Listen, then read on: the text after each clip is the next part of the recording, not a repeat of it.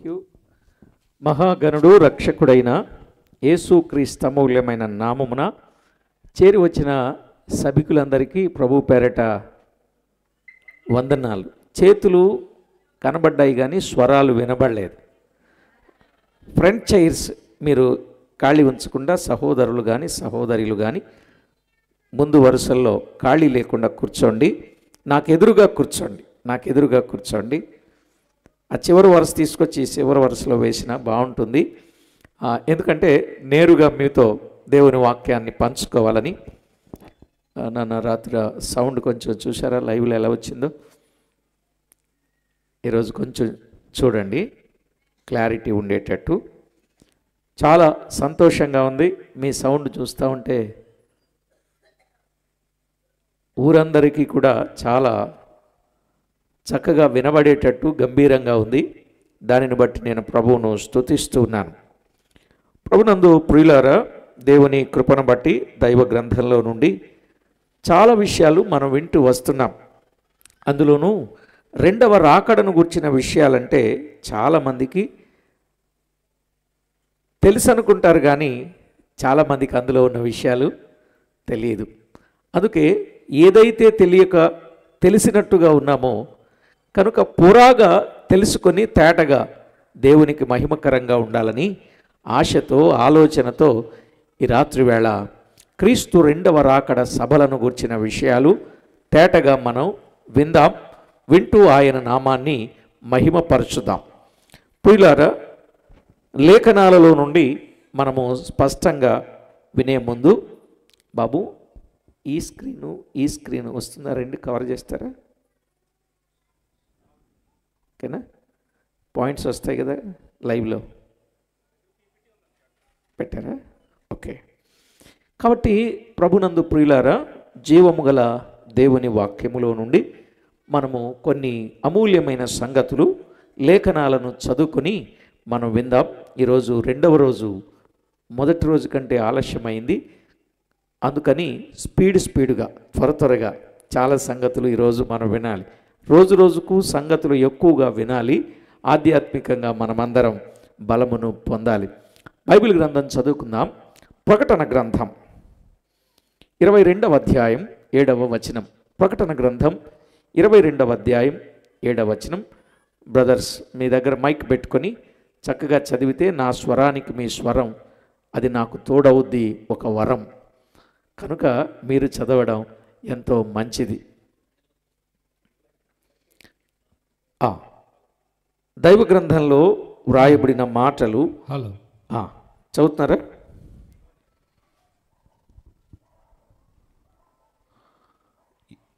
ఇదిగో నేను త్వరగా వచ్చుచున్నాను. ఈ గ్రంథములోని ప్రవచన వాక్యములను గైకొనువాడు ధన్యుడు.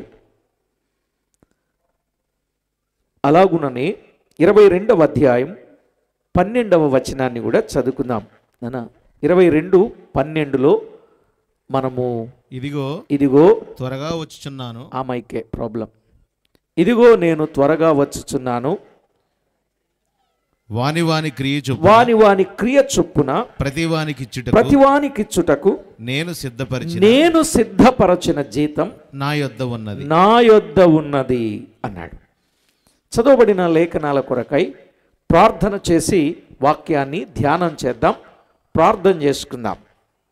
మహాగణుడవైన మా దేవా, సర్వాధికారి అయిన మా ప్రియ ప్రభువా, స్తోత్రపాత్రుడా, పూజనీయుడా, వేల్పులలో గనుడా, మీ ఘననామానికి స్తోత్రం.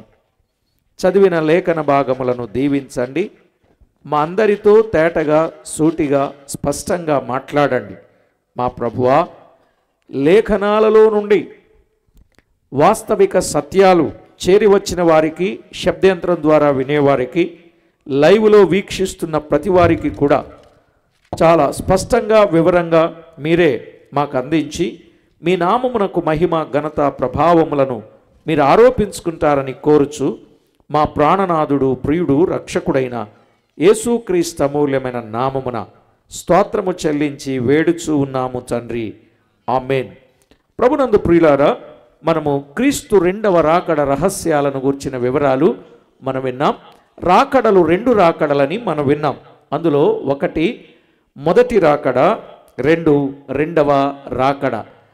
ఈ రాకడను గురించిన ప్రవచనాలు ఎన్నున్నాయో వాటిని గురించిన వివరాలు మనం విన్నాం. యేసుక్రీస్తు ప్రభువారి మొదటి రాకడను గురించిన విషయాలు మనం విన్నప్పుడు ఆయన రాకడలో వచ్చుటకు, అంటే మొదటి రాకడలో వచ్చుటకు గల కారణాలను గురించిన విషయాలు విన్నాం. క్లారిటీ ఉందా? దాదాపుగా ఎన్ని విషయాలు విన్నాం? 12 విషయాలు మనం విన్నాం. నిజమే, ఆయన ఈ లోకానికి రావడం, ఎందుకు వచ్చాడో, ఆయన వచ్చి ఏం చేశాడో మనం విన్నాం.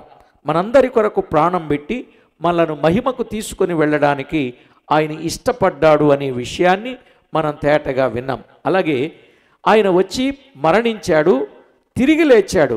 ఆయన పునరుత్థానం యొక్క ఉపయోగాలు కూడా మనము దాదాపుగా 10 సంగతులు మనం విన్నాం. ఆయన అలాగున రావడం, మరణించడం, తిరిగి లేవటం మూలాన మనందరికీ కలిగిన రక్షణ ఎంత గొప్పదో ఆ సంగతులను మనము విన్నాం. రక్షించబడ్డామా లేదని పరిశీలన చేసుకున్నాం.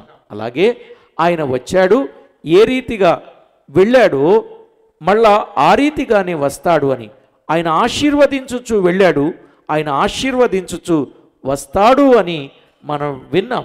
నిజమే, ఆయన ఆశీర్వాదం ఇచ్చాడా? ఇచ్చాడు.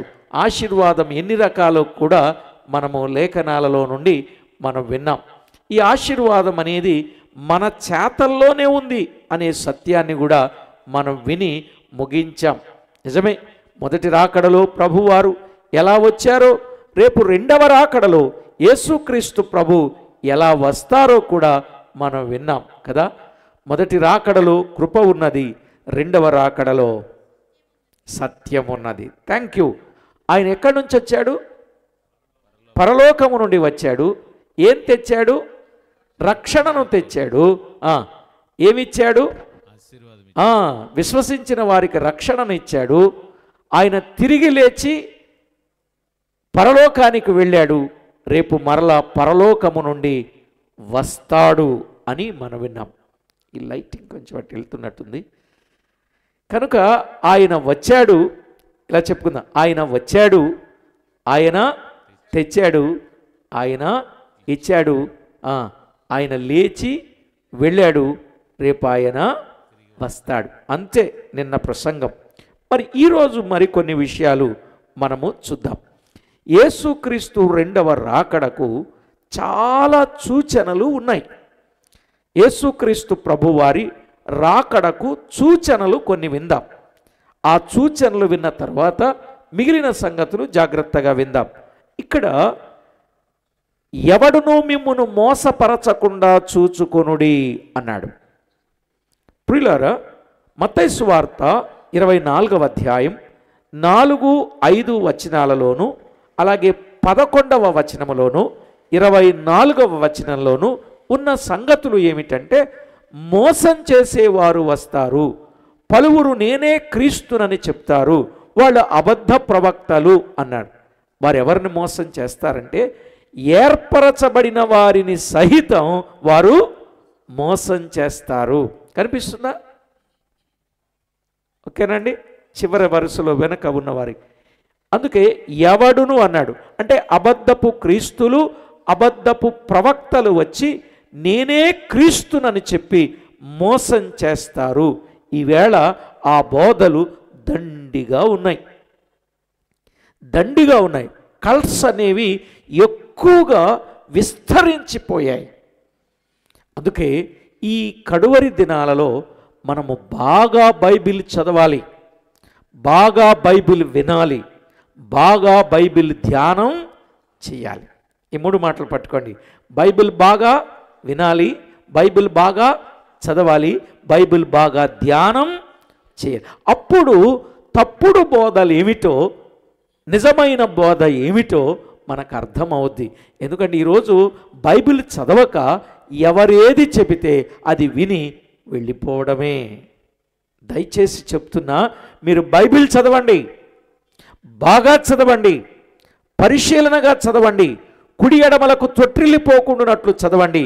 బ్రతుకు దినములన్నీ కూడా బైబిల్ గ్రంథం చదవండి.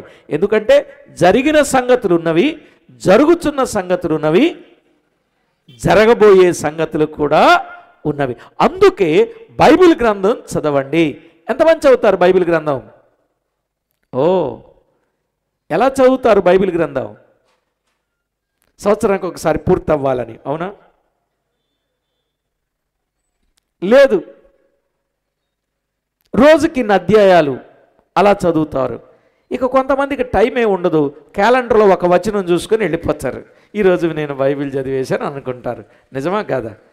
కొంతమంది నేను బైబిల్ ఇన్నిసార్లు చదివానని చెప్పడానికి చదువుతారు.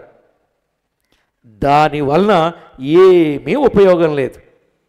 మరి దేని వలన ఉపయోగం ఉంది అని అంటే, ప్రియులారా, బైబిల్ గ్రంథం చదివేటప్పుడు దేని వలన ఉపయోగం ఉంది అని అంటే, బైబిల్ గ్రంథాన్ని పరిశీలనగా చదువుకున్నప్పుడు ఉపయోగం ఉన్నది. Thank you. బైబిల్ గ్రంథాన్ని పరిశీలనగా చదువుకుంటే ఉపయోగం ఉన్నది. ఇంకోటి చెప్తున్నా, బైబిల్ గ్రంథం చదివేటప్పుడు మీ లోపం మీకు అక్కడ కనబడింది అనుకోండి, వెంటనే ఏం చేస్తారంటే బైబిల్ మూసేయండి, ఇంకా బైబిల్ చదవకండి. ఆ లోపాన్ని దిద్దుకున్న తర్వాత మళ్ళీ ఎక్కడైతే ఆపారో అక్కడ నుండి మళ్ళీ చదవండి. ఎందుకంటే వీళ్ళ బైబిల్ గ్రంథం చదువుతున్నారు కొంతమంది, కానీ లోపాలు ఉన్నప్పటికీ చదివేయటమే, సరి చేసుకోవడం లేదు. అందుకని తప్పుల మీద తప్పులు, ఎన్నో తప్పులు చేసి మూట కట్టుకుంటున్నారు తప్ప సరి కావడంలే, సరి చేసుకోవడంలే. నిజమా కాదా? అందుకే ఎప్పుడైతే బైబిల్ గ్రంథాన్ని మీరు వింటున్నారో అప్పుడు దైవజనుడు చెప్పిన సందేశంలో మీ జీవితానికి సరిపోయిన సంగతి మీకు అర్థమైనప్పుడు, ఆత్మ ప్రేరేపించినప్పుడు ఆ పాపాన్ని అప్పుడే ఒప్పుకొని విడిచిపెట్టి ఇంకెన్నడూ చేయనని దేవుని దగ్గర ఒక మంచి తీర్మానం చేసుకొని దేవునికి మహిమకరంగా ఉండాలి. అంటే చదివేటప్పుడు కానీ వినేటప్పుడు కానీ సరిచేసుకుంటూ చదవాలి, కానీ సమర్థించుకుంటూ చదవకూడదు. ఎవరు చేయటం లేదు, నేను ఒక్కడినేనా అని అనుకోకూడదు, నేను ఒక్కదానినేనా అని అనుకోకూడదు. ఇంకొక విషయం చెప్తున్నా, చాలామంది వాళ్ళు చేస్తున్నారు, వీళ్ళు చేస్తున్నారు, నేను చేస్తే తప్పేంటి అనుకునే వాళ్ళు కూడా ఉన్నారు. అవునా కాదా? ఎవరిని చూడొద్దు దయచేసి, ప్లీజ్ ఎవరిని చూడొద్దు. మనుషులను మీరు చూచారా?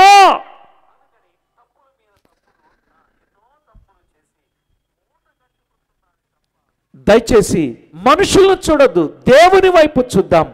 దేవుని పోలికలోనికి మార్చబడదాం, దేవుని అడుగుజాడలలో నడుచుదాం. ఎందుకంటే ఆయన మన ముందు మాదిరి ఉంచి వెళ్ళాడు కదా. ఆయనకున్న వాడుకలన్నీ 4 వాడుకలు ఉన్నాయి ఆయనకి. ఏంటేంటి? మందిరానికి వెళ్ళే వాడుక, 2 వాక్యాన్ని చదివే వాడుక, 3 ప్రార్థన చేసే వాడుక, 4వది బోధించే వాడుక. 4 వాడుకలు కలిగిన వాడు ఆయన.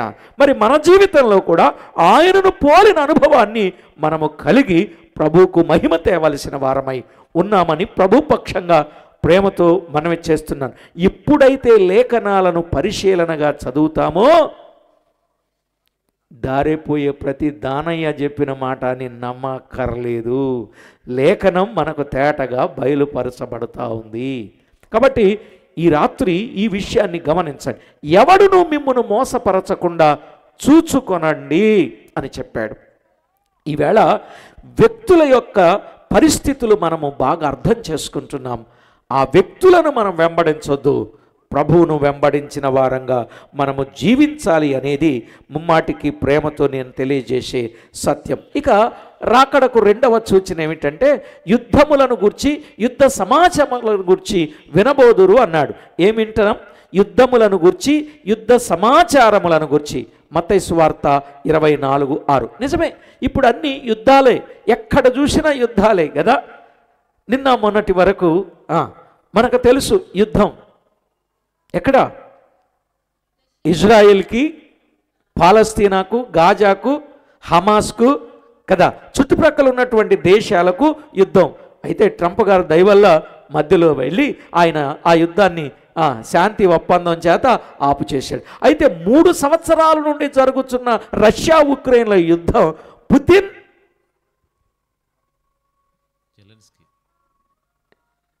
జెలెన్స్కీ మధ్య యుద్ధం ఇప్పటికీ ఆరలేదు, ఆగను లేదు. ఆపాలనే ప్రయత్నం చేస్తున్నప్పటికీ జరగటంలే. ఆఖరికి ఈ మధ్య కాలంలో ఇండియాకి పాకిస్తాన్కి కూడా యుద్ధం ప్రారంభమైంది. అయితే మొత్తానికి రాజీ పడి కొంత ఆగింది. అయితే సరిహద్దులలో పాక్కోళ్ళు పాడు పనులు చేస్తూనే ఉన్నారు, ఏదో ఒక ఇబ్బంది పెడుతూనే ఉన్నారు. మన వాళ్ళు చాలా ఓపిక పడుతూ ఉన్నారు. సరే, ఏది ఏమైనా ప్రియులారా, ఆ యుద్ధాల సంగతి అలా ఉంచండి.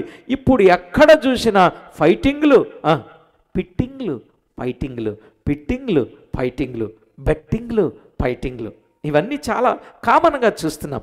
సంఘాల్లో కూడా యుద్ధాలు ఉన్నాయి. ఇక కుటుంబాల్లో చెప్పక్కర్లేదనుకుంటా.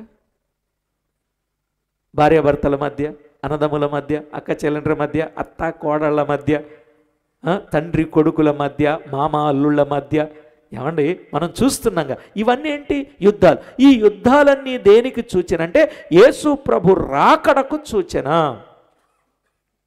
చాలా సంగతులు చెప్పాలని ఉంది కానీ సమయం లేదు. కొద్దిగా షార్ట్కట్లో ఈ రాత్రి ఒక అంశాన్ని మీకు చెప్పి నేను ముగిస్తాను. ఎందుకంటే 3 నెలల 15 రోజులు చెప్పే సందేశాలు 3 రాత్రుల్లో మీకు చెప్పడం ఎవరి తరం కాదు.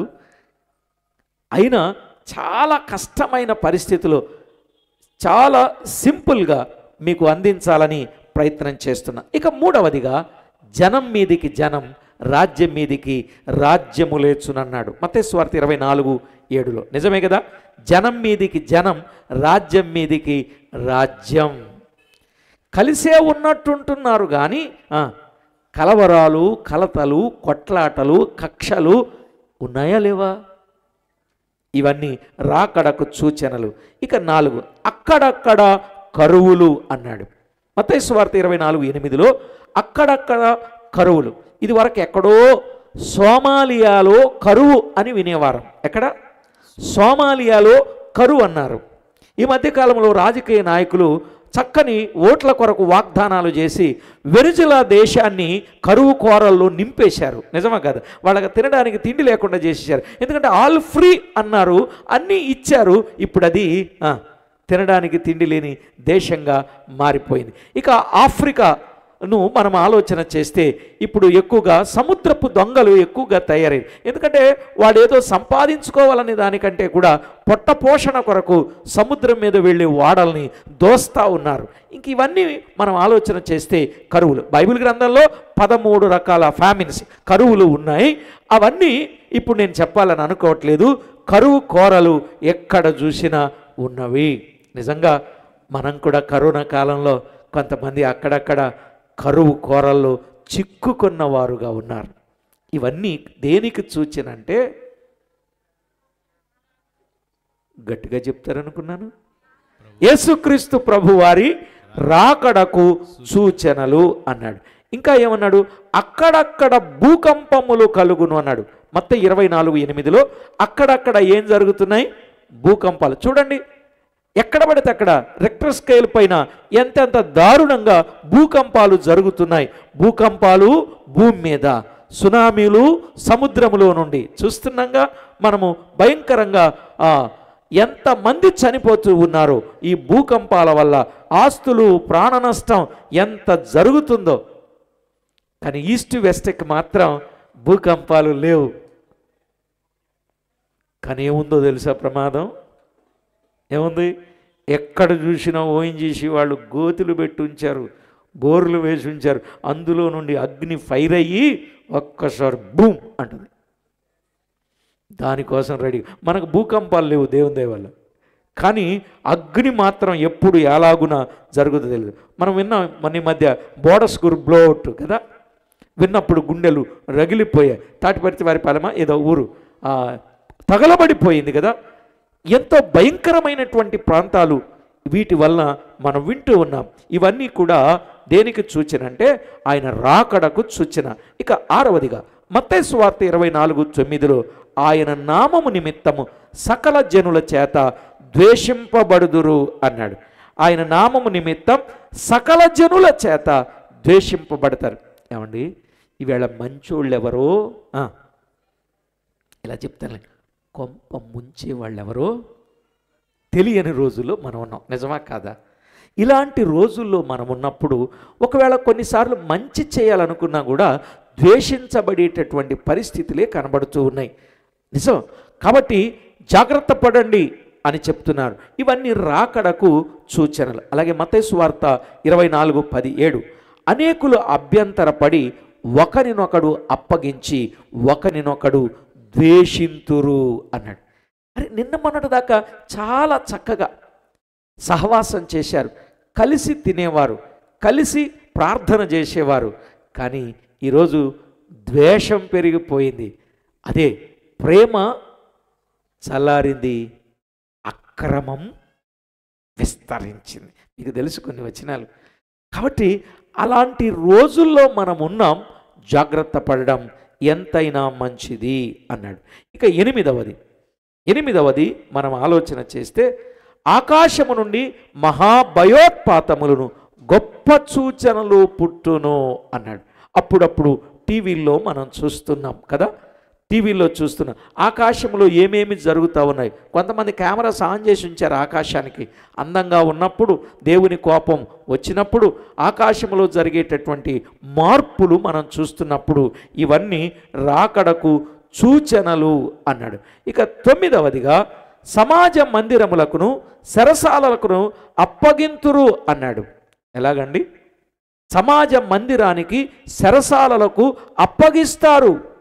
10 తండ్రుల చేతను, తల్లిదండ్రుల చేతను, సహోదరుల చేతను, బంధువుల చేతను, స్నేహితుల చేతను మీరు అప్పగింపబడుదురు, వారు మీలో కొందరిని చంపింతురు.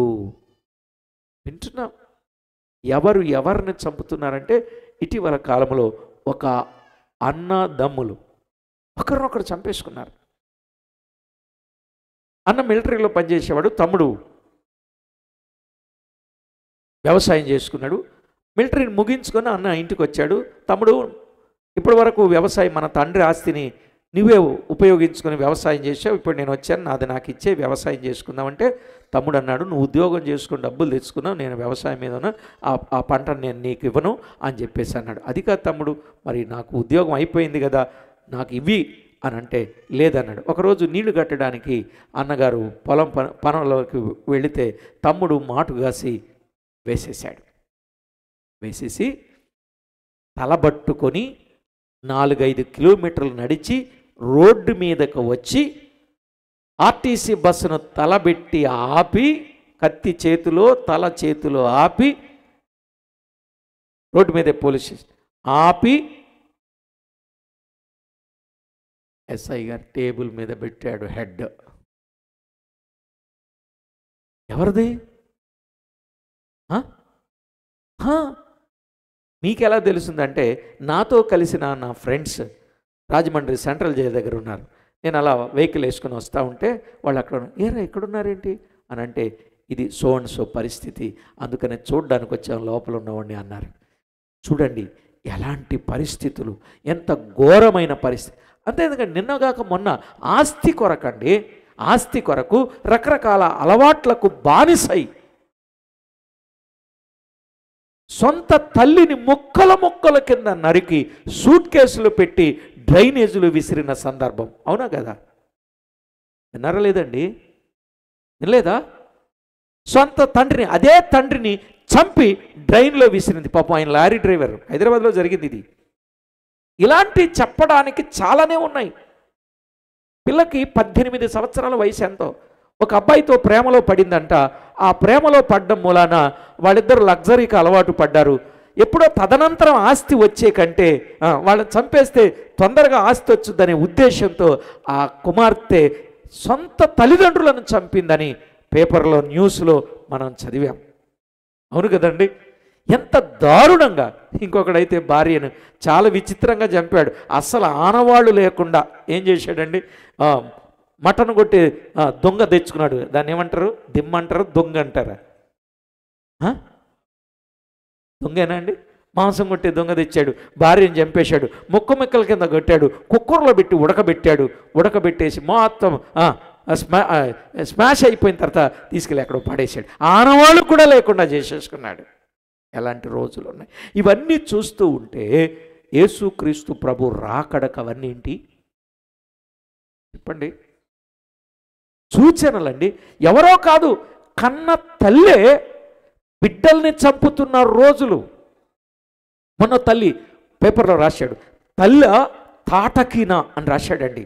ఇద్దరు పిల్లల్ని తన కార్యకలాపాలకు ఎదుగొచ్చిన పిల్లలు, అంటే 4-5 తరగతులు చదువుతున్న పిల్లలు తన కార్యకలాపాలకు అడ్డొస్తున్నారని ఆ బిడ్డలిద్దరిని చంపి పెద్ద ఫ్రిడ్జ్ వాళ్ళది డీప్ ఫ్రిడ్జ్లో పెట్టింది. 4 రోజుల వరకు కనబడకుండా చేసింది. ఎంత దారుణం! ఇలాంటి వార్తలు ఎన్నున్నాయో చెప్పడానికి వల్లపడదు.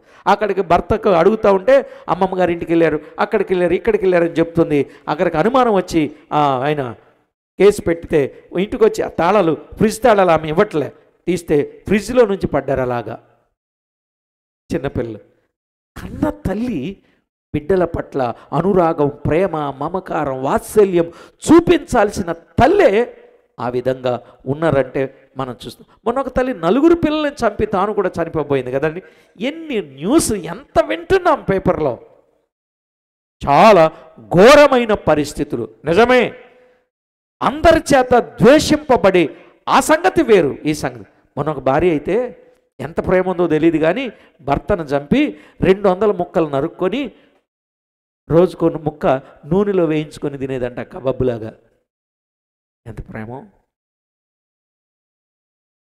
ఈ వార్తలన్నీ వింటుంటే ప్రభు రాకడా. అందుకే ప్రభు నమ్ముకున్న వాళ్ళు నమ్మకంగా ఉండాలి. జాగ్రత్త పడండి. 11వది, ఆయన నామము నిమిత్తం మనుషులందరి చేత ద్వేషింపబడతారని మార్క్స్ వార్త 13వ అధ్యాయం 5 నుండి 13 వచనాల్లో, లూకాసు వార్త 21 8 నుండి 17 వచనాల్లో మనం చూడొచ్చు. నిజమే ప్రియులారా, యేసుక్రీస్తు ప్రభువారి రాకడకు సూచనలు దాదాపుగా 11 సూచనలు చాలా ఉన్నాయి. నేను ఇంపార్టెంట్గా 11 మాత్రమే చెప్పాను. అయితే యేసుక్రీస్తు రెండవ రాకడకు సాక్ష్యాలు కూడా ఉన్నాయి. యేసుక్రీస్తు ప్రభు రెండవ రాకడకు సాక్ష్యం ఎవరెవరు సాక్ష్యం ఇచ్చారు? నెంబర్ 1, యోహాను సువార్త 14వ అధ్యాయం 3వ వచనంలో ప్రభువే తన రెండవ రాకడను గురించి ఇచ్చిన సాక్ష్యం. ఎవరిచ్చారు? యేసుక్రీస్తు ప్రభువే తన రెండవ రాకడను గురించిన సాక్ష్యాన్ని ఆయన ఇచ్చినట్లుగా మనము చూస్తున్నాం. నిజమే, రెండవ రాకడను గురించిన సాక్ష్యాన్ని ఆయనే స్వయంగా ఇచ్చాడు. రెండవదిగా దూతలు ఇచ్చిన సాక్ష్యం. ఆయన ఏ రీతిగా వెళ్ళాడు ఆ రీతిగానే వస్తాడని ఎవరు చెప్పారండి? అపోస్తల కార్యాలు 1వ అధ్యాయం 9 నుండి 11 వచనాల్లో ఆ సంగతులు చూస్తాం. ఇక 3వదిగా ఎవరిచ్చారు ఆ సాక్ష్యాన్ని? ఇక్కడ చూడండి, తన పరిశుద్ధుల యొద్ద నుండి వెళ్ళెను, వారి యొద్దకే మొదట వచ్చును, శరీరముతోనే వెళ్ళెను, శరీరముతోనే వచ్చును. దూతలు ఇచ్చిన సాక్ష్యం. శరీరముతో వెళ్ళెను, శరీరముతోనే వచ్చును. గాయములతో వెళ్ళెను, గాయములతోనే వస్తాడు. మేఘములపై వెళ్ళెను. మీరు కూడా చెప్పడం వెరీ గుడ్, అందరూ చెప్తున్నారు. రైట్. మేఘములపై వెళ్ళెను, మేఘముల మీదే వస్తాడు. ఆశీర్వదించుచు వెళ్ళెను, ఆశీర్వాదముతోనే వస్తాడు. ఒలివల కొండ మీద నుండే వెళ్ళాడు, రేపు ఒలివల కొండ మీదకే వస్తాడు. చూచుచుండగా వెళ్ళాడు, చూచుచుండగా వస్తాడు. ఎవరిచ్చారు ఈ సాక్ష్యం? దూతలు ఇచ్చిన సాక్ష్యం. Very good. ఆయనను గూర్చి దూతలు ఇచ్చిన సాక్ష్యం. మళ్ళీ మీరు అందరూ గట్టిగా మీ గంభీర స్వరాలతో చెప్తే బాగుంటుంది. పరిశుద్ధుల యొద్ద నుండి వెళ్ళాడు, పరిశుద్ధుల యొద్దకే మొదట వస్తాడు. శరీరముతో వెళ్ళాడు, శరీరముతోనే వస్తాడు. గాయములతో వెళ్ళాడు, గాయాలతోనే వస్తాడు. నెంబర్ 4, మేఘములపై వెళ్ళాడు, మేఘం మీదే వస్తాడు. ఆశీర్వదించుచు వెళ్ళాడు, ఆశీర్వాదములతోనే వస్తాడు. ఒలివల కొండ మీద నుండి వెళ్ళెను, దాని మీదనే పాదం పెట్టి దూతలతోనూ తండ్రితోనూ తండ్రి మహిమతోనూ ఆయన వస్తాడు. ఇక జి, చూచుచుండగా వెళ్ళాడు, చూచుచుండగా వస్తాడు. ఇక మూడవదిగా ఎవరిచ్చిన సాక్ష్యం అంటే అపోస్తలులు ఇచ్చిన సాక్ష్యం. అపోస్తలులు ఏమని సాక్ష్యం ఇచ్చారు? తెస్సలోనికలకు రాసిన మొదటి పత్రిక 4వ అధ్యాయం 13-14 వచనాలలో వారిచ్చిన సాక్ష్యం చాలా చక్కగా ఉంది. ఏమన్నారంటే మత్తయి, మార్కు, లూకా, యోహానులు సాక్ష్యం ఇచ్చారు. వినండి. మత్తయి సాక్ష్యం ఇచ్చాడు, మార్కు సాక్ష్యం ఇచ్చాడు, లూకా సాక్ష్యం ఇచ్చాడు, యోహాను సాక్ష్యం ఇచ్చారు. ఇంకెవరు సాక్ష్యం ఇచ్చారు?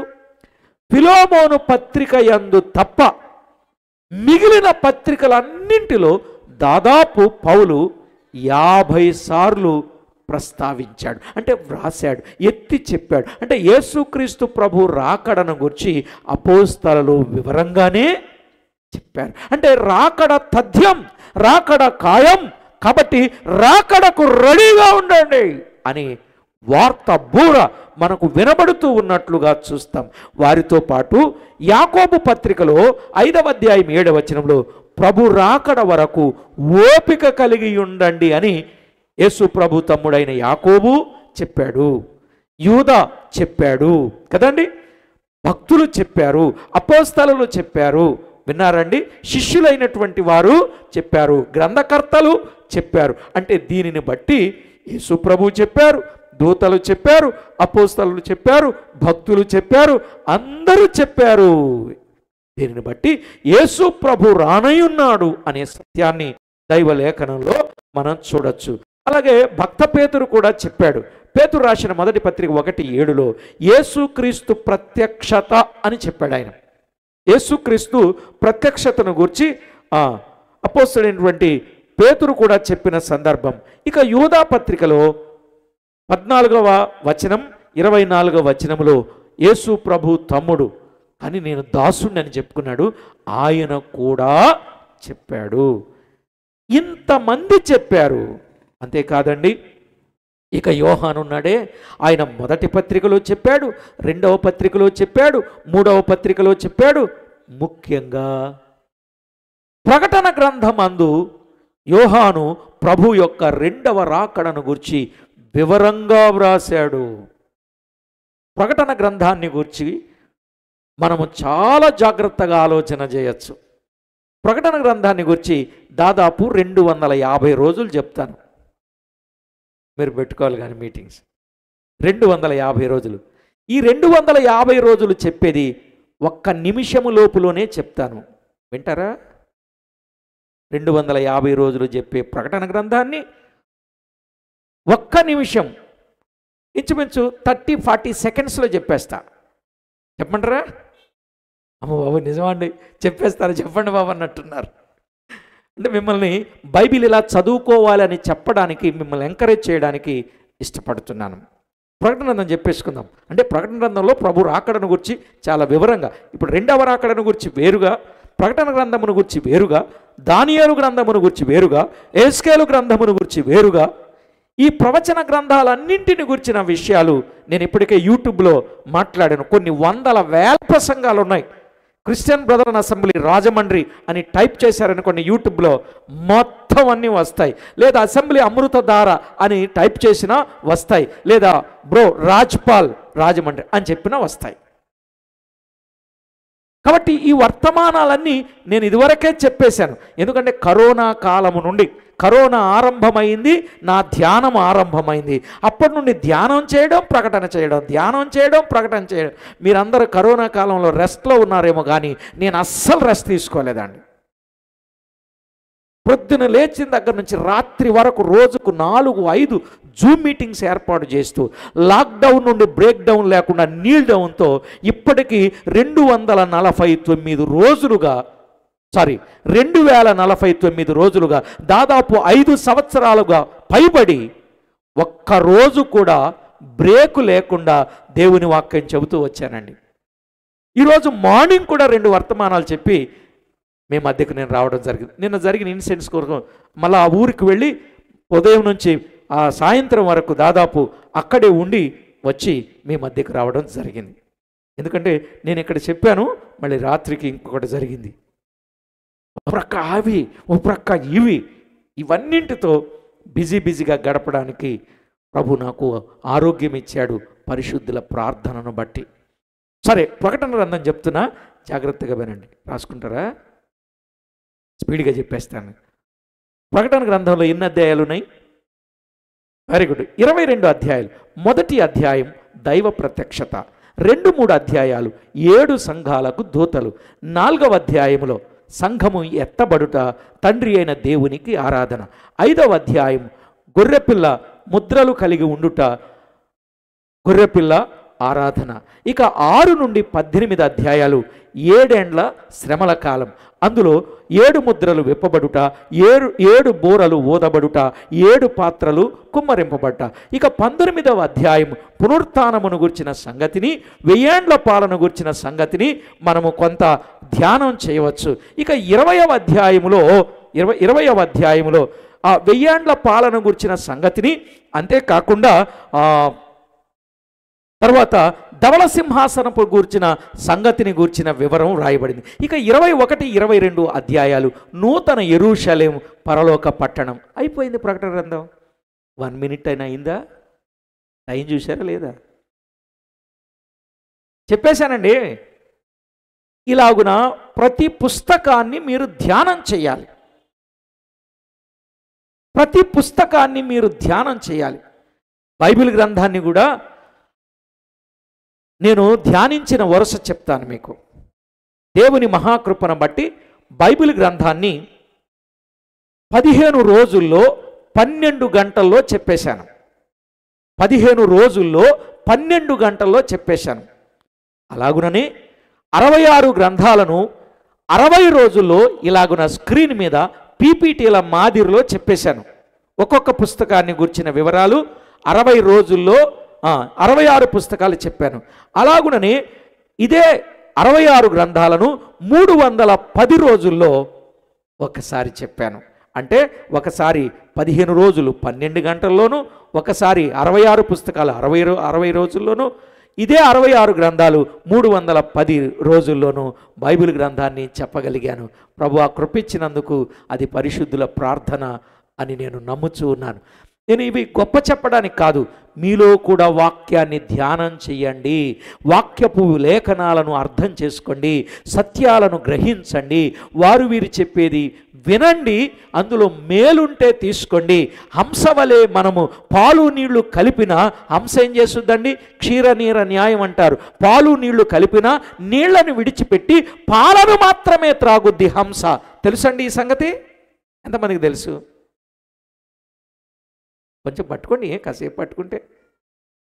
Very good. ఇక మిగతా వాళ్ళకి తెలియదు. పాలు నీళ్లు కలుస్తాయో కలవా? పాడున్న వాళ్ళని అడగండి, కలుస్తాయో కలవో చెప్తారు. పాడున్న వాళ్ళు అడిగితే కలుస్తాయని చెప్తారు.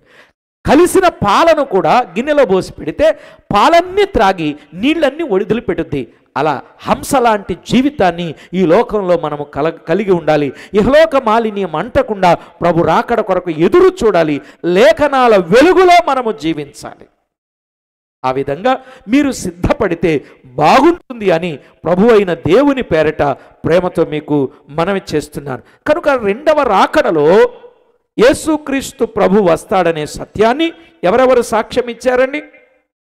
మనం 3 గురించి విన్నాం. 1 ప్రభువే చెప్పాడు, 2 అపోస్తలులు చెప్పారు, 3 దూతలు చెప్పారు, 3 అపోస్తలు చెప్పారు, 4వది సంఘం ఇచ్చిన సాక్ష్యం.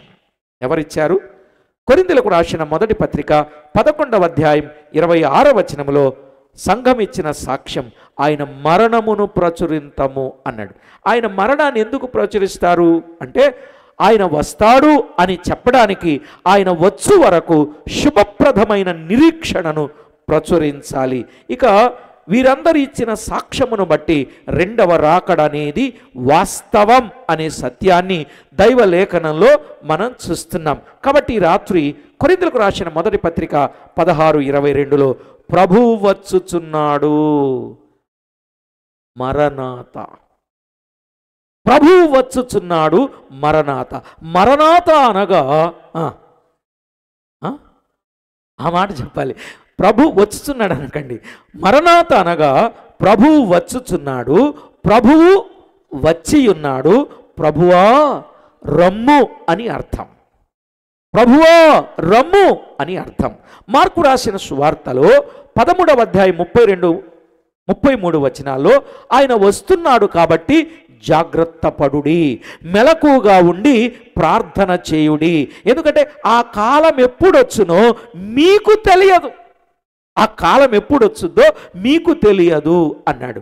ఆ కాలం ఎప్పుడొచ్చుద్దో మీకు తెలియదు అని చెప్పి మార్కు సువార్త 13వ అధ్యాయం 34-35 వచనాలలో ఒక మనుషుడు తన దాసులకు అధికారం ఇచ్చి ప్రతివానికి వాని పని నియమించి మెలకుగా ఉండండి ద్వారపాలకునికి ఆజ్ఞాపించి ఇల్లు విడిచి దేశాంతరము పోయినట్టే ఆ కాలం ఉంటుంది అని చెప్పాడు. కాబట్టి ఈ రాత్రి వేళ ప్రభునందు ప్రియులారా, యేసుక్రీస్తు రెండవ రాకడను గురించిన వివరాలు చెప్పాడు. ఆ ఇంటి యజమానుడు ప్రొద్దు గ్రుంకి వచ్చునో, అర్ధరాత్రి వచ్చునో, ఎప్పుడు వచ్చునో మీకు తెలుసా? తెలియదు అని చెప్పాడు. అయితే ఈ కాలాలను గురించిన వివరాన్ని కూడా చెప్పాడు. కోడు కూయినప్పుడు వచ్చునో, తెల్లవారునప్పుడు వచ్చునో అనే సంగతి తెలియదు. అంటే ఒకటి ఏ కాలం? ప్రొద్దుగుంకే కాలం. రెండవది అర్ధరాత్రి కాలం. మూడవది కోడు కూయు కాలం. నాలుగవది, వెరీ గుడ్, మీరు భలే స్పీడ్గా ఉన్నారండి, చాగల్లోళ్ళు చాలా ఫాస్ట్గా ఉన్నారు. వెరీ గుడ్, నిజమే. ఎప్పుడు వస్తాడో తెలియదు. ఈ ప్రొద్దుగుంకే కాలం అనంటే దానిని అపోస్తలుల కాలం అన్నారు. అంటే ఎప్పటి నుంచి ఎప్పటి వరకు? క్రీస్తు శకం 34 నుండి 300 మధ్య కాలాన్ని అపోస్తలుల కాలం, దాన్ని ప్రొద్దుగ్రుంకే కాలం అని అన్నారు. ఇక రెండవది అర్ధరాత్రి కాలం. కనిపిస్తుంది కదా, అర్ధరాత్రి కాలం అంటే క్రీస్తు శకం 300 నుండి 600 మధ్య కాలం. ఇక ఆర్సిఎం వారు దీనిని ఏమంటారు? అర్ధరాత్రి కాలం.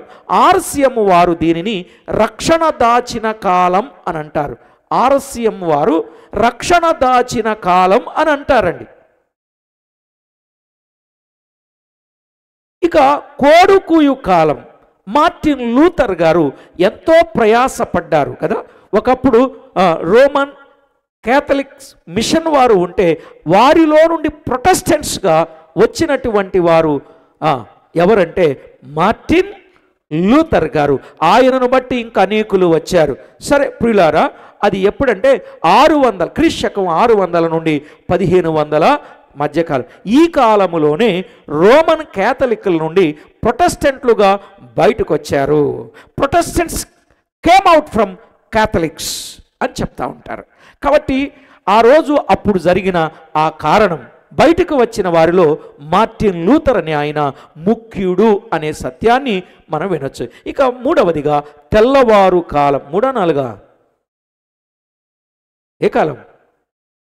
మొదటిది ప్రొద్దుగుంకే కాలం, రెండవది అర్ధరాత్రి కాలం, మూడవది కోడికూయి కాలం, నాలుగవది తెల్లవారు కాలం. ఈ తెల్లవారు కాలం ఎప్పుడంటే క్రీస్తు శకం 1500 నుండి క్రీస్తు ఆకాశ మండలము వరకు వచ్చే కాలం. అర్థమైందండి? యేసుక్రీస్తు ప్రభు రెండవ రాకడలో ఆకాశ మండలానికి వస్తాడు. అప్పటి వరకు దీనిని తెల్లవారు కాలం అంటారు. ఈ కాలాన్ని ఏమన్నారంటే జాములు అన్నారు. జాములు దినానికి ఎన్ని జాములు? దినానికి ఎన్ని జాములు? ఏమోనండి, అన్నీ నేనే చెప్పాలా. దినానికి 8 జాములు. పగటి వేళ 4, రాత్రి వేళ 4. జాము అంటే సాయంత్రం 6 నుండి 9 గంటల వరకు ఒక జామ్, 9 నుండి 12 ఒక జామ్, 12 నుండి 3 ఒక జామ్, 3 నుండి 6 గంటలు ఒక జామ్. అంటే జాము ఈజికల్ టు 3 గంటలు. 3 గంటలను జామ్ అంటారు. అలాగే పగటి వేళ 4 జాములు, రాత్రి వేళ 4 జాములు. కాబట్టి జాములు 4 అని చెప్పడం జరిగింది. కనుక ఏ జామున ప్రభు వస్తాడో మనకి అప్పుడు వస్తాడు, ఇప్పుడు వస్తాడు, ఇప్పుడు వస్తాడు, అప్పుడు వస్తారని చెప్పేవాళ్ళు కూడా కాలగర్భంలో కలిసిపోయారు. ఎందుకంటే ఆ మాట మన ప్రభువు ఆయనకు ఒక్కరికే తెలుసు, కానీ ఇంకెవ్వరికీ తెలియదు. అందుకే మనం ఏం చేయాలి? రోమాపత్రిక 13వ అధ్యాయం 11వ వచనం ప్రకారంగా మీరు కాలము నెరిగి నిద్ర మేలుకొని వేళైనదని తెలుసుకొని అలాగూ చెయ్యండి అని చెప్పాడు. అంతే కదండి. నిద్ర మేలుకొను కాలం ఎరిగి నిద్ర మేలుకొని వేళ అయినదని తెలుసుకొని అలాగూ చెయ్యండి. కాలము నెరిగి సిద్ధంగా ఉండాలి. సిద్ధంగా అంటే ప్రభు యొక్క రెండవ రాకడ కొరకు మనము సిద్ధంగా ఉండాలి. ఏ విషయాల్లో సిద్ధంగా ఉండాలి? నేను అది ముందుకు తీసుకెళ్ళిపోతున్నాను. ఏ విషయాల్లో సిద్ధంగా ఉండాలో తేటగా చెప్పాడు. ఏ విషయాల్లో సిద్ధంగా ఉండాలి అని అంటే, ప్రభు రాకడ కొరకు ఆయన ఆజ్ఞాపించిన ఆజ్ఞల ప్రకారంగా ప్రతి విషయాన్ని కలిగి ఉండడానికి సిద్ధంగా ఉండాలి అన్నాడు. ఒకవేళ ఒకసారి వరుసగా చూసేస్తారా ఏ విషయాల్లో సిద్ధంగా ఉండాలో? అంటే నేను దాటి వెళ్ళడం నాకు అంత ఇబ్బందిగానే ఉంది. కానీ నా వర్తమానం ఈ రాత్రి నేను చెప్దాం అనుకున్నది ఇంకా ఆరంభం కాలే. ఈ వరుసంతా చెప్పుకుంటూ వెళ్ళాలి. ఏ విషయాల్లో సిద్ధంగా ఉండాలి మీరే చదివేయండి. 1 గట్టిగా, దేవుని సన్నిధిలో కనబడుటకు సిద్ధంగా ఉండాలి. ఆమోసు గ్రంథం 4:12. 2 సత్కార్యాలు చేయడానికి సిద్ధంగా ఉండాలి. తీతు పత్రిక 3:2. 3 హేతు అడుగు ప్రతివానికి సమాధానము చెప్పుటకు సిద్ధంగా ఉండాలి. పేతురు పత్రిక 3వ అధ్యాయం 16వ వచనం. 4 ఉపకార ద్రవ్యమును గూర్చి సిద్ధపడి ఉండాలి. కొరింథీయులకు రాసిన 2వ పత్రిక 8వ అధ్యాయం 12వ వచనం 19వ వచనం. 4వదిగా అంగీకరించిన విషయాన్ని జ్ఞాపకం చేయడానికి ఎల్లప్పుడూ సిద్ధంగా ఉండాలి. పేతురు రాసిన 2వ పత్రిక 1:12. 5వదిగా ఇప్పుడు 6వదిగా దైవ సత్యం అంటే జ్ఞాపకం చేయడానికి ఏవి జ్ఞాపకం చేయాలి? 1 దైవ సత్యం, 2 వాక్య సత్యం, 3 సువార్త సత్యం, 4 సంఘ సత్యం, 5 రాకడ సత్యం జ్ఞాపకం చేస్తూ ఉండాలి. మన యవనస్తులను నేను చాలా అప్రిషియేట్ చేస్తున్నా. ప్రతి నెల అనుకుంటా దాదాపుగా ప్రతి నెల మీకు దేవుని వాక్యాన్ని విరివిగా అందిస్తున్నారు. సంఘము చేయవలసిన పనిని సంఘాల్లో ఉన్నటువంటి యవనస్తులు భుజాన వేసుకొని దైవ సత్యం, వాక్య సత్యం, సువార్త సత్యం, సంఘ సత్యం, ఇప్పుడు మనం చెప్పుకునేది రాకడ సత్యాన్ని గురించిన వివరాలు మీకు అందిస్తున్నారు. మీ గ్రామం మీరు ఎంత ధన్యులు అని మనవాళ్ళు కొంతమంది రారు. నిర్లక్ష్యం, అలక్ష్యం అనుకోనని గడియలో ఆయన వస్తాడు. జాగ్రత్త. ఇక ఏ విషయంలో సిద్ధంగా ఉండాలంటే, కాచేవాళ్ళు దేవుని మందను పై విచారణ చేయుటకు సిద్ధ మనసులో కాయాలన్నాడు. పేతురు రాసిన 1 పత్రిక 5:2లో చెప్పాడు. ఇక 6వదిగా విన్నాం. 7వది సువార్త ప్రకటించడానికి సిద్ధంగా ఉండాలి. రోమపత్రిక 1:15లో. ఇక 8 ప్రభు రాకడ కొరకు సిద్ధపడుతూ ప్రభు కొరకు చనిపోవడానికి కూడా సిద్ధంగా ఉండాలి. పౌలు అంటాడు, మీరు ఏడ్చి నా గుండె ఎందుకు బద్దలు చేస్తారు? యెరూషలేములో నేను చనిపోవడానికి కూడా సిద్ధంగా ఉన్నాను అన్నాడు అపోస్తలుల కార్యాలు 21:13లో. కాబట్టి పెండ్లి కుమారుని విందులో 9 పెండ్లి కుమారుని విందులో పాలు పొందడానికి సిద్ధంగా ఉండాలి. మత్తయి 25:10 ప్రకారంగా 10 సిద్ధముగా ఉండాలి. కొంతమందిని సిద్ధపరచాలి. ఎహెజ్కేలు గ్రంథం 38:7లో సిద్ధపడితేనే సిద్ధపరచబడిన రాజ్యాన్ని స్వతంత్రించుకుంటాం. అంతే కదండి. అదే చెప్పాడు మత్తయి సువార్త 25:34లో. నా తండ్రి చేత ఆశీర్వదింపబడిన వారలారా, లోకం పుట్టినది మొదలుకొని మీ కొరకు సిద్ధపరచబడిన రాజ్యమును మీరు స్వతంత్రించుకోండి. స్వతంత్రించుకోవాలంటే సిద్ధంగా ఉండాలి కదా. ఆ సిద్ధమే రాత్రి చెప్పి ముగించా, ఆశీర్వదింపబడిన వారుగా ఉండాలి. యేసు ప్రభు వచ్చేది ఎవరి కోసం?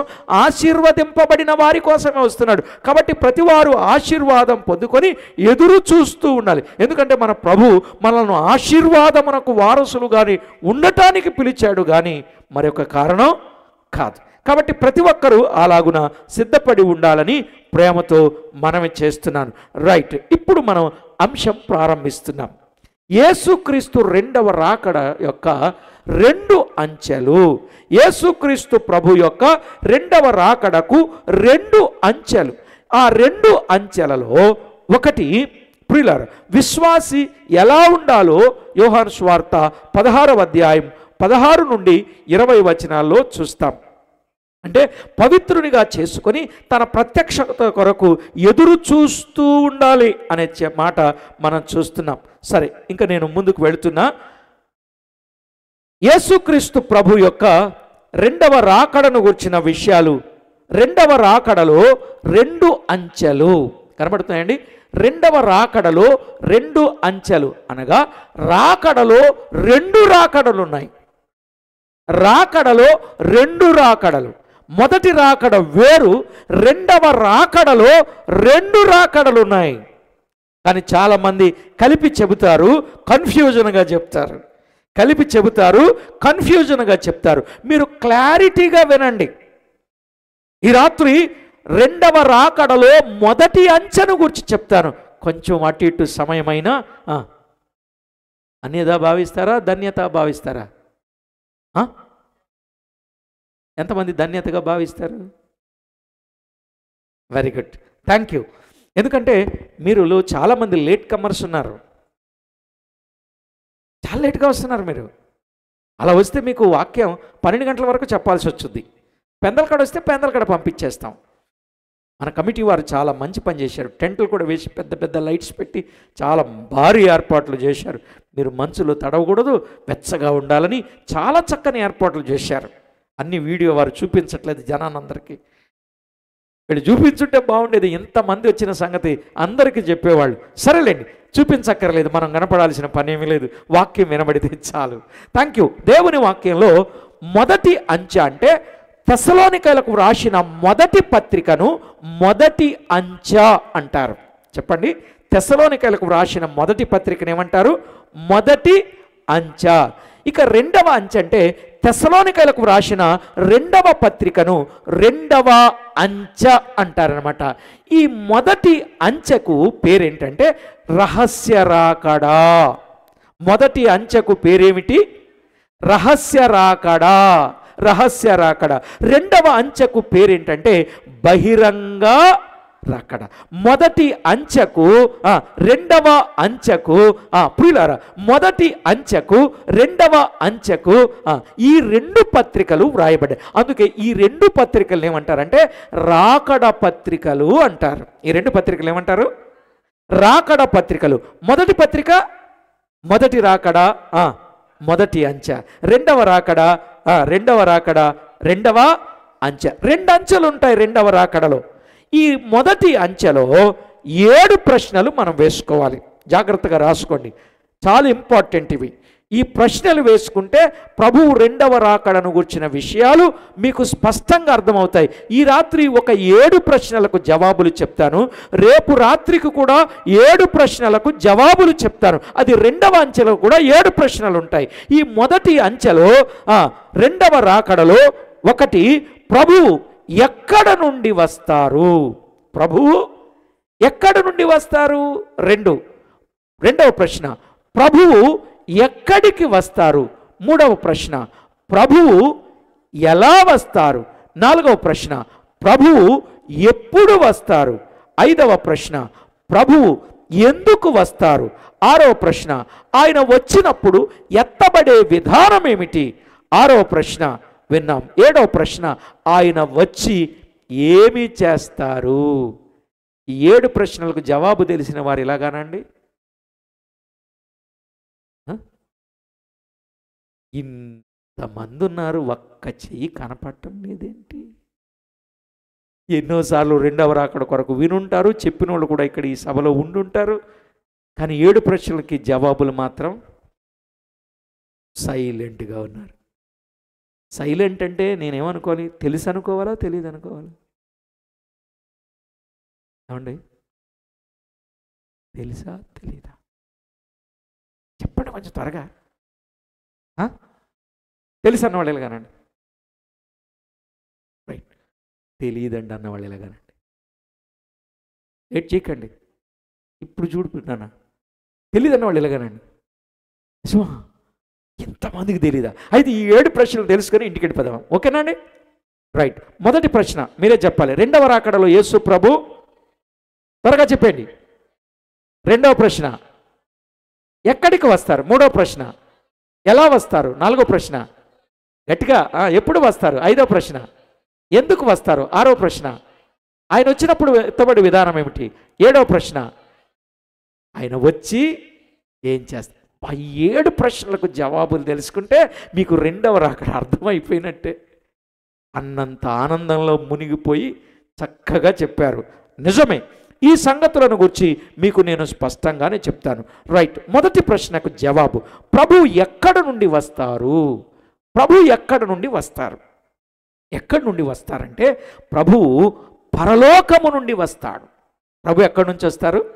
పరలోకము నుండి వస్తారు. తెస్సలోనికలకు రాసిన మొదటి పత్రిక 4వ అధ్యాయం 16వ వచనంలో ప్రభువు పరలోకము నుండి వస్తారు. ఇంకా చాలా సంగతులు చెప్పాలి కానీ నేను దాటిపోతాను. ఇక 2వ ప్రశ్న, ప్రభువు ఎక్కడికి వస్తారు? 2వ ప్రశ్న అంతే కదండి.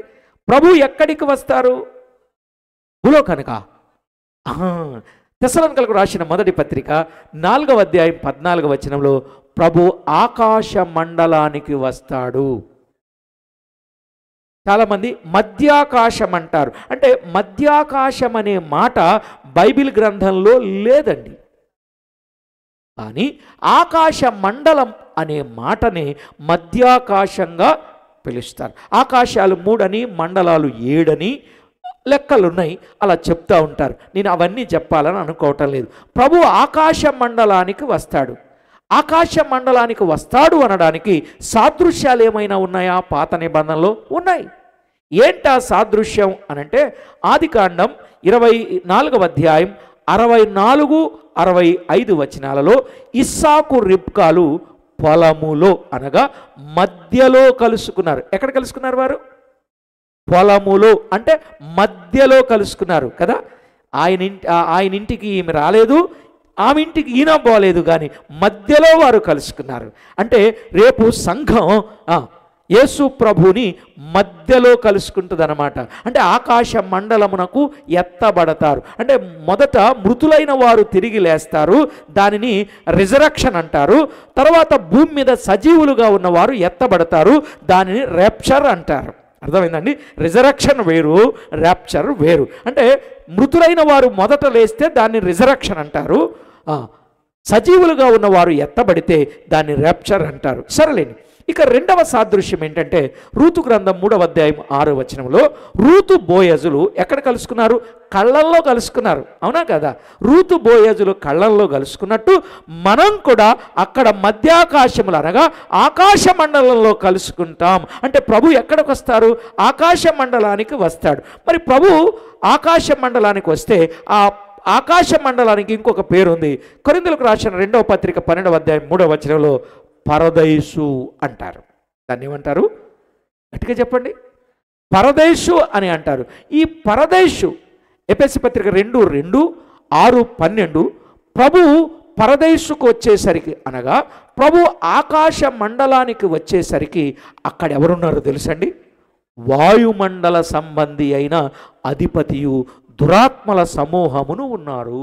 రేపు ఆయన అక్కడికి వచ్చేసరికి ఆ స్థానములో ఎవరున్నారన్నమాట? ఆకాశ మండలానికి వచ్చేసరికి అక్కడ వాయుమండల సంబంధియగు అధిపతియు దురాత్మల సమూహమును ఉన్నారు. అయితే ఇప్పుడు ప్రభు వచ్చి ఆకాశ మండలాన్ని ఖాళీ చేస్తారు. ఆకాశ మండలాన్ని ఖాళీ చేసిన తర్వాత పరిశుద్ధులను తీసుకుని వెళ్తాడు. ఎగ్జాంపుల్ మనం విందాం. ఉదాహరణ ఏమిటంటే ఇశ్రాయేలీలు కనానులో ప్రవేశించక ముందు కనానులో ఎన్ని జాతుల వారు ఉన్నారు? Very good. ఈ 7 జాతుల వారిని వెళ్ళగొట్టి ఇశ్రాయేలీలకు స్వాస్యముగా ఇచ్చారా లేదా? అలాగే వారిని ఖాళీ చేయించి, ఎవరిని? వాయుమండల సంబంధి అయిన అధిపతిని దురాత్మల సమూహమును ఖాళీ చేయించి, అంటే ఆ 7 వర్గాల వారిని కనానులో ఖాళీ చేయించి ఇచ్చినట్లే వారిని ఖాళీ చేయించి రేపు ఆ పరదేశు లేక ఆ ఆకాశ మండలాన్ని ఆయన మనకిస్తాడు అన్నాడు. ఇంకొక విషయాన్ని కూడా మీకు చెప్తాను, వినే కొద్దీ మీకు అర్థమవుతుంది. ఒకవేళ మీ లోపల మీకు రకరకాల ప్రశ్నలు రావచ్చు, ఏమైనా డౌట్ ఉంటే మీరు అడగవచ్చు, నేరుగా నేను చెప్తాను. సభ అనంతరం నేను ఇక్కడే ఉంటాను, మీరు అడగండి, మీకు ఏమైనా అనుమానం ఉంటే కూడా తప్పనిసరిగా అడగండి, అభ్యంతరంగా మీకు విషయాలు తేటగా చెప్తాను. రైట్, ఇప్పుడు మీకు అర్థమైంది. 7 జాతుల వారిని వెళ్ళగొట్టి కనానును ఇస్తారు. మనం ఎరుగుదాం. ప్రకటన గ్రంథం 12వ అధ్యాయం 7 నుండి 12 వచనాలలో కొన్ని విషయాలు మనం చూడవచ్చు. యేసు ప్రభు చెరను చెరగా పట్టుకొని వెళ్ళాడు. పరిశుద్ధులు పరదేశులో ఉన్నారు. పరదేశులో ఉన్నవారు ఆయన అక్కడకు రాగానే వారు సమాధులలోనికి వెళ్ళి తిరిగి లేస్తారు అని ఆధారాలు ఉన్నాయి. రైట్, ఇది మీరు గుర్తుపెట్టుకోండి. ఇక 3వ ప్రశ్న, ప్రభు ఎలా వస్తారు? అందులో 3 వరుసలు మనం వినాలి. అర్థమైందండి? ప్రభు ఎలా వస్తారు, అంతే కదా. మొదట ప్రభు ఎక్కడి నుంచి వస్తారు? ఆకాశం, పరలోకం నుండి వస్తారు. ప్రభు ఎక్కడికి వస్తారు? వెరీ గుడ్, భలే చెప్పేస్తున్నారు. ఇక 3వది, ప్రభు ఎలా వస్తారు? ఎలా వస్తారు? తెస్సలోనికలకు రాసిన మొదటి పత్రిక 4వ అధ్యాయం 16వ వచనం, ఆర్భాటముతోనూ ప్రధాన దూత బూర శబ్దముతోనూ ప్రభు దిగి వస్తారు. ఈ ప్రధాన దూత బూర శబ్దముతో వచ్చినప్పుడు దీనిని ఏమంటారంటే కడబూర అంటారు. దీనిని ఏమంటారు? కడబూర అంటారు. కడబూర అంటారు. ఆ బూర స్వరము, శబ్దము వినబడుతుంది అన్నాడు. కొరింథీయులకు రాసిన మొదటి పత్రిక 15వ అధ్యాయం 52వ వచనంలో ఈ కడబూర శబ్దము వినగానే ఈ సంఘటన రెప్పపాటున జరుగుతుంది. కడబూర శబ్దము వినబడగానే రెప్పపాటున ఆ సంగతి జరుగుతూ ఉంది. కొరింథీయులకు రాసిన మొదటి పత్రిక 15:22లో ఆ మాటలు మనము చూస్తాం. అంటే ప్రభు పరలోకము నుండి దిగి రాగానే జరిగేదేమిటి? ఇప్పుడు అవన్నీ చెప్పాలి, నేను అవన్నీ చెప్పడం లేదు, దాటిపోతున్నాను. చాలా సంగతులు ఉన్నాయి. ఏం జరుగుతుందో ఇవన్నీ మీకు చెప్పాలి. నేను తేటగా ఒక ముక్కలో చెప్పాను. సమాధులలో ఉన్నవారు లేస్తారు, సజీవులుగా ఉన్నవారు ఎత్తబడతారు. ఇంకా ఆ వివరాలన్నీ నేను ఇప్పుడు మీకు చెప్పకుండా దాటి వెళ్ళిపోతున్నాను. అయితే ప్రియులారా, ఇక్కడ కొన్ని విషయాలు మీకు చెప్పాలని ఉంది, దాటిపోవాలని ఉంది సమయాన్ని బట్టి. రైట్, సరే విందాం. దేవుని వాక్యంలో యేసుక్రీస్తు ప్రభువారు ఈ లోకానికి వచ్చి తన ప్రాణం పెట్టి మరణించినప్పుడు చెరలోనికి వెళ్ళారు, అనగా ఆయన పాతాళములోనికి వెళ్ళారు అనే విషయాన్ని మనం ఎరుగుదాం. ఆయన పాతాళానికి వెళ్ళి ఆ పాతాళములో చెరను చెరగా పట్టుకొని వెళ్ళారు అనడానికి ఆధారాలు ఉన్నాయి. 68వ కీర్తన 18-19 చరణాలు చదివితే అక్కడ ఏమనుందంటే ఆయన చెరను చెరగా పట్టుకొని వెళతాడనే సత్యం మనం చూస్తాం. దాని నెరవేర్పు ఎఫెసీయులకు రాసిన పత్రిక 4వ అధ్యాయం 8 నుండి 10 వచనాలలో మనం చూస్తాం. అంటే ఆయన పాతాళానికి వెళ్ళాడు. పాతాళం అనేది ఒక ఇల్లు లాంటిది. పాతాళములో 4 గదులుంటాయి. పాతాళం అనేది ఒక ఇల్లు లాంటిది. దానిలో ఏముంటుంది? 4 గదులు ఉంటాయి. ఆ 4 గదుల్లో ఏముంటాయో చెప్తా వినండి. 1 పేతురు రాసిన మొదటి పత్రిక 2:4లో పడిపోయిన దేవదూతలుండే స్థలం. దీన్ని గ్రీకులో ఏమంటారంటే టార్టారస్ అంటారు. దీన్ని గ్రీకులో టార్టారస్ అంటారు. అంటే పడిపోయిన దేవదూతలుండే స్థలం. ఇక 2వది లూకా సువార్త 16వ అధ్యాయం 23వ వచనంలో పాపాత్ములైన మృతులుండే గది. ఒక గదిలో పడిపోయిన దేవదూతలు, ఇంకొక గదిలో పాపాత్ములైన మృతులు ఉంటారు. దీన్ని గ్రీకులో ఏమంటారంటే హెడిస్ అంటారు. గ్రీకులో హెడిస్ అని అంటారు. ఇక 3వదిగా లూకా సువార్త 16:22లో పాత నిబంధన భక్తులు మొదలుకొని యేసుక్రీస్తు శిలువపై మరణించేంత వరకు నమ్మిన భక్తులందరూ దీన్ని పరిశుద్ధులుండే గది అంటారు. ఆ గది పేరు అబ్రహాము రొమ్ము, పారడైజ్ అంటారు. గ్రీకులో దాన్ని సబ్బాటోన్ అంటారు. ఏమంటారు? సబ్బాటోన్. దీన్ని అబ్రహాము రొమ్ము, పారడైజ్, పరదేశు అని అంటారన్నమాట. ఇక 4వది లూకాసు వార్త 16:26 సాతానుడు బంధించబడు స్థలం గది, దాన్ని గ్రీకులో అబీస్ అంటారు, దాన్ని అగాధము అంటారు. రేపు అపవాది అగాధములో, ఆ మహా అగాధములో 1000 ఏండ్లు బంధింపబడతాడు. ఆగాధంలోనే అంటే కీర్తన 68:18లోను, ఎఫెసీ పత్రిక 4:8-10 చెరను చెరగా పట్టుకొని వెళ్ళాడు. అంటే ఇప్పుడు ఆ పాతాళములో ఎవరెవరున్నారు? 1 పడిపోయిన దేవదూతలున్నారు, 2 పాపాత్ములైన మృతులున్నారు, 3 1000 ఏండ్ల పాలనలో సాతానుడు బంధింపబడతాడు. పరదేశు మాత్రం తనతో పాటు ఆకాశ మండలానికి తీసుకొని వెళ్ళారు. రేపు ఆయన మరలా ఎక్కడికి వస్తారు? ఇక్కడ మీకు ఒక ఆలోచన రావచ్చు, ఏమండి ఇప్పుడు నమ్మినోళ్ళు పరదేశంలో ఉన్నారన్నారు కదా, మళ్ళీ పరదేశకు వస్తాడంటారేంటి? మరి అప్పుడు అక్కడికి వచ్చేసరికి వీళ్ళు ఉన్నారన్నారేమిటి? మీకు క్లారిటీగా చెప్పాలంటే ఇంకా కొంచెం సమయం కావాలి. కాబట్టి పరదేశును ఆయన పట్టుకొని వెళ్ళాడు అంటే ఆయన చెరను చెరగా పట్టుకొని పైకి వెళ్ళాను అంటే క్రింది యొక్క భాగములకు దిగినంటే ఆయన పైకి వెళ్ళాను అన్నాడు. అంటే బహుశా పైకి అని అంటే ఆ స్థలం పేరు చెప్పలేదు, కానీ ఆయన వచ్చే సమయానికి పరదేశును గుర్చిన విషయాన్ని తేటగా మనం అక్కడ చూస్తాం. సరే ప్రియులారా, మనము జాగ్రత్తగా ఆలోచన చేయాలి. అప్పుడు సజీవులై నిలిచి ఉండువారు ప్రభు రాకడ వరకు వారు ఉంటారు అని తేటగా చెప్పాడు. సరే, ఇక 3లో ప్రభు ఎలా వస్తారు? 2 3లో 1 విన్నాం, ప్రభు ఎలా వస్తారు? ఆర్భాటముతోనూ ప్రధాన దూత శబ్దముతో వస్తారు.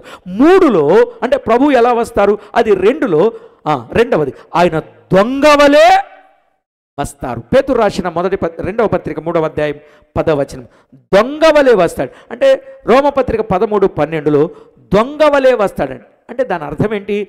దొంగ రాత్రి వస్తాడు. ఎందుకు వస్తాడు?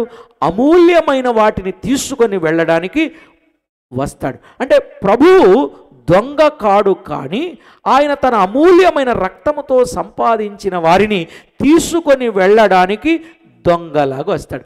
అంటే దాని అర్థం ఏంటంటే దొంగ కంటికి కనిపించి వస్తాడా, కంటికి కనిపించకుండా వస్తాడా? చెప్పొస్తాడా, చెప్పకుండా వస్తాడా? అందుకే దొంగ పోలిక అని చెప్పబడింది, కానీ యేసు ప్రభు దొంగ మాత్రం కాదు. ఆయన చెప్పకుండా వస్తాడు అని దానికి అర్థం. ఇక 3వది ఆయన వేకువ చుక్క వలె వస్తాడు. 3లో 3 ఎలా వస్తాడు? ఆయన వేకువ చుక్క వలె వస్తాడు. ప్రకటన గ్రంథం 22:16 వేకువ చుక్క వలె అంటే వేకువ చుక్క ఎవరికి కనపడుద్ది? వేకువ చుక్క ఎవరికి కనపడుద్దండి?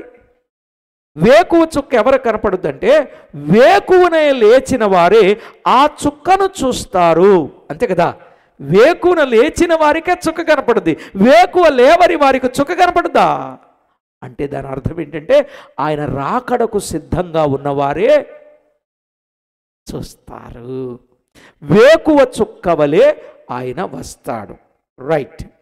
ఇక 4వ ప్రశ్న, ప్రభు ఎప్పుడు వస్తారు? ప్రభు ఎప్పుడు వస్తారు? అర్థమైంది కదండి. మరలా అడుగుతున్నా, మొదటి ప్రశ్న ప్రభు ఎక్కడి నుండి వస్తారు? Very good. ప్రభు ఎక్కడికి వస్తారు? ఆకాశ మండలానికి. ప్రభు 3వ ప్రశ్న ఎలా వస్తారు? ఆర్భాటంతో ప్రధాన దూత శబ్దంతో వస్తాడు. 2 దొంగవలే వస్తాడు. 3 వేకువ చుక్క వలె వస్తాడు. మరి ఎంత బాగా 2వ రాకడ అర్థమైపోతుంది మీకు. నాకు చాలా హ్యాపీగా ఉంది మీరు అలా చెప్తా ఉంటే. నిజమే. 4వ ప్రశ్న ప్రభు ఎప్పుడు వస్తారు? లూకాసు వార్త 21:35లో ప్రభు అకస్మాత్తుగా వస్తారు. ఎప్పుడు వస్తారు ఆయన? అకస్మాత్తుగా వస్తారు. హెబ్రీ పత్రిక 10వ అధ్యాయం 35వ వచనములో ఆలస్యము చేయక వస్తారు. ఆలస్యము చేయక వస్తారు. మత్తయి సువార్త 24:44 అనుకొనని గడియలో వస్తారు. ఇప్పుడు చెప్పండి, ప్రభు ఎప్పుడు వస్తారు? అకస్మాత్తుగా వస్తారు. ఆలస్యము చేయక వస్తారు, అనుకోనని గడియలో ఆయన వస్తారు. ఆయన ఎప్పుడు వస్తారో మనకు తెలుసా? తెలీదు. అనుకోనని గడియలో ఆయన వస్తాడు. ఇది వరకు వాన రాకడ, ప్రాణం పోకడ ఎప్పుడో తెలీదు అన్నారు. ఇప్పుడు వాన రాకడ ఎప్పుడో చెప్పేసినారు. ఇప్పుడు మన ప్రజెంట్ సీఎం గారు ఆయన ఉన్న కాలంలో హుదూద్ తుఫాను వచ్చింది. అప్పుడు ఎంత నష్టం కలిగిందో అర్థమైపోయింది. అందుకే ఇప్పుడు మళ్ళా ఆయన కాలంలోనే ఇంకొక తుఫాను ప్రారంభమైంది, మెంతా తుఫానా. అందుకే దానికి జాగ్రత్తలు తీసుకొని చాలామంది ప్రాణాలు కాపాడింది ప్రభుత్వం. నిజమా కాదా? అంటే వాన రాకడ తెలిసింది, ప్రాణం పోకడది. రెండే రెండు మిస్టరీలండి. ఒకటి ప్రాణం పోకడ, రెండు యేసు ప్రభు రాకడ. ఈ రెండు మర్మం. అంతకుముందు వాన రాకడ, ప్రాణం పోకడ అనేవాళ్ళు. ఇప్పుడు ప్రాణం పోకడ, ప్రభు రాకడ ఎప్పుడు ఎవరికి తెలియదు. ఎందుకంటే అకస్మాత్తుగా రావచ్చు, ఆలస్యం చేయక వస్తాడు, అనుకోనని గడియలో వస్తాడు అన్నాడు. ఐదవ ప్రశ్న, ఆయన ఎందుకు వస్తారు? ఐదవ ప్రశ్న, ఆయన ఎందుకు వస్తారు? ఆయన ఎందుకు వస్తారు? హెబ్రీ పత్రిక 9:28లో తన కొరకు కనిపెట్టుకొని వారి రక్షణ నిమిత్తము వస్తారు. ఎందుకు వస్తాడు ఆయన? తన కొరకు కనిపెట్టుకొని శ్రమల, ఇరుకుల, ఇబ్బందుల, వ్యాధుల, బాధల, చీకుల, చింతల, నిందల, సమస్యల, ఉపద్రవాల, ఏమండి ఇవన్నీ ప్రభు కొరకు ఎంతో కష్టాన్ని అనుభవించి నీతి కొరకు నమ్మకంగా నిలిచి సత్యం కొరకు స్తంభంగా సంఘంలో నిలిచి ప్రభు కొరకు యథార్థంగా బ్రతికి పొరపాటు లేకుండా పరిశుద్ధంగా కనిపెడుతూ పరిశుద్ధ జీవితాన్ని జీవిస్తూ నా ప్రభు వస్తాడు, నన్ను తీసుకొని వెళతాడని వారి రక్షణ నిమిత్తమై ఆయన వస్తాడు. అందుకే ప్రభు నమ్మని వారు నమ్ముకోవాలి, నమ్మిన వారు నమ్మకంగా ఉండాలి. నమ్మకంగా ఉన్నవారు నమ్ముకోని వారికి ప్రభు నమ్ముకోమని చెబుతూ రాకడ కొరకై ఎదురు చూడాలి. ప్రియ యేసు రాజా నీ రాక కొరకై నేనెదురు చూచుచుంటినో, నాశ తీర నా కన్నులారా, నాశ తీర నా కన్నులారా, నేనెప్పుడు నిన్ను చూతునో, నేనెప్పుడు నిన్ను చూతునో. 12 ముత్యముల పట్టణములో నా ప్రభుతో కలిసుండే దినమెప్పుడో, 12 ముత్యముల పట్టణములో నా ప్రభుతో కలిసుండే దినమెప్పుడో. భక్త కోటి భజన బృందములోనే చేరి, భక్త కోటి భజన బృందములోనే చేరి భజించే దినమెప్పుడో. రెండవసారి భజించే దినమెప్పుడో.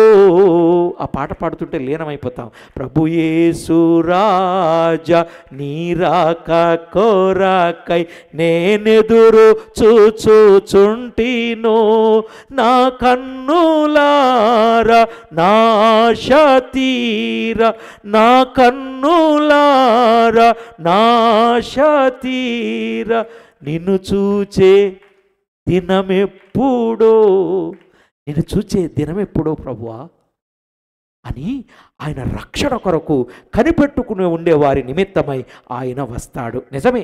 ఎందుకు వస్తాడంటే రక్షణ కలుగ చేయడానికి. ఒకటి పాపము నుండి రక్షించడానికి, 2 పాపపు శక్తి నుండి రక్షించడానికి, 3 పాపలోకము నుండి రక్షించడానికి. అంటే పాపము నుండి రక్షించబడి, పాపపు శక్తి నుండి రక్షించబడి ఆయన రక్షణ కొరకు కనిపెట్టుకునే వారి రక్షణ కొరకు, అంటే పాపలోకములో నుండి రక్షించున్నట్లు ఆయన వస్తాడు. పేతురు రాసిన మొదటి పత్రిక 1:5 ప్రకారంగా.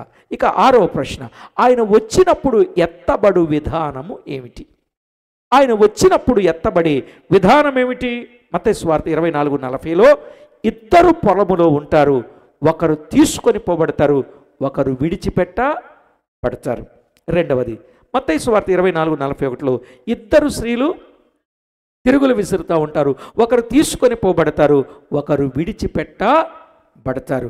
ఇక మూడవది లూకా సువార్త 17:34లో ఆ రాత్రి ఇద్దరొక్క మంచం మీదే ఉంటారు, వారిలో ఒకరు కొనిపోబడుదురు, ఒకరు విడిచిపెట్టబడరు.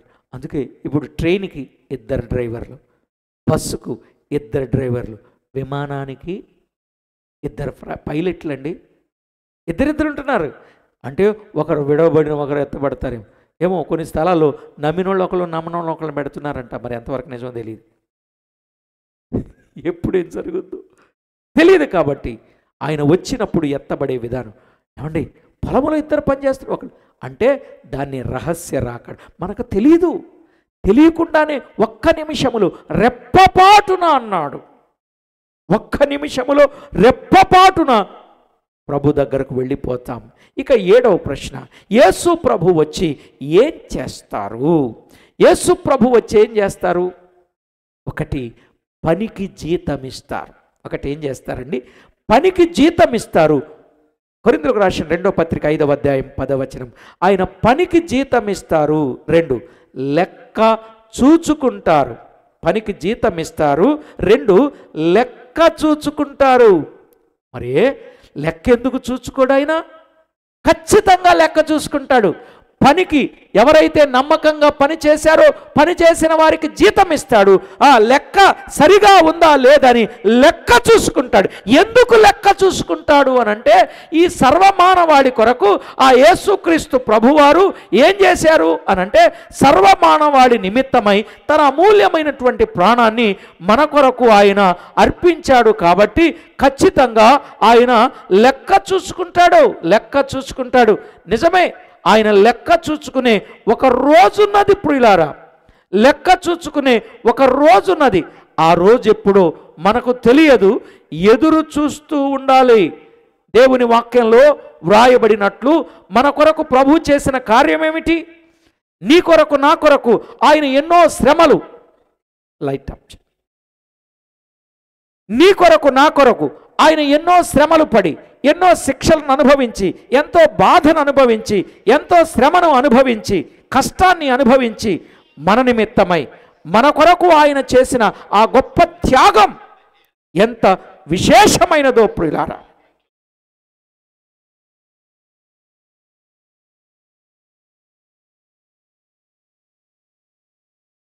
నీ కొరకు నా కొరకు ఆ ప్రియ ప్రభువు పడిన బాధ, కల్వరిలో నీ కోసమే బలియాయను యేసు ప్రభు. కల్వరిలో నా కోసమే బలియాయను యేసు ప్రభు. కనులార వీక్షించవా, మనసార యోచించవా. కనులార వీక్షించాలి, మనసారా యోచించాలి. ప్రభునందు పాపము లేదుగా, ప్రభు నోట కపటము లేదుగా. ప్రభునందు పాపము లేదుగా, ప్రభు నోట కపటము లేదుగా.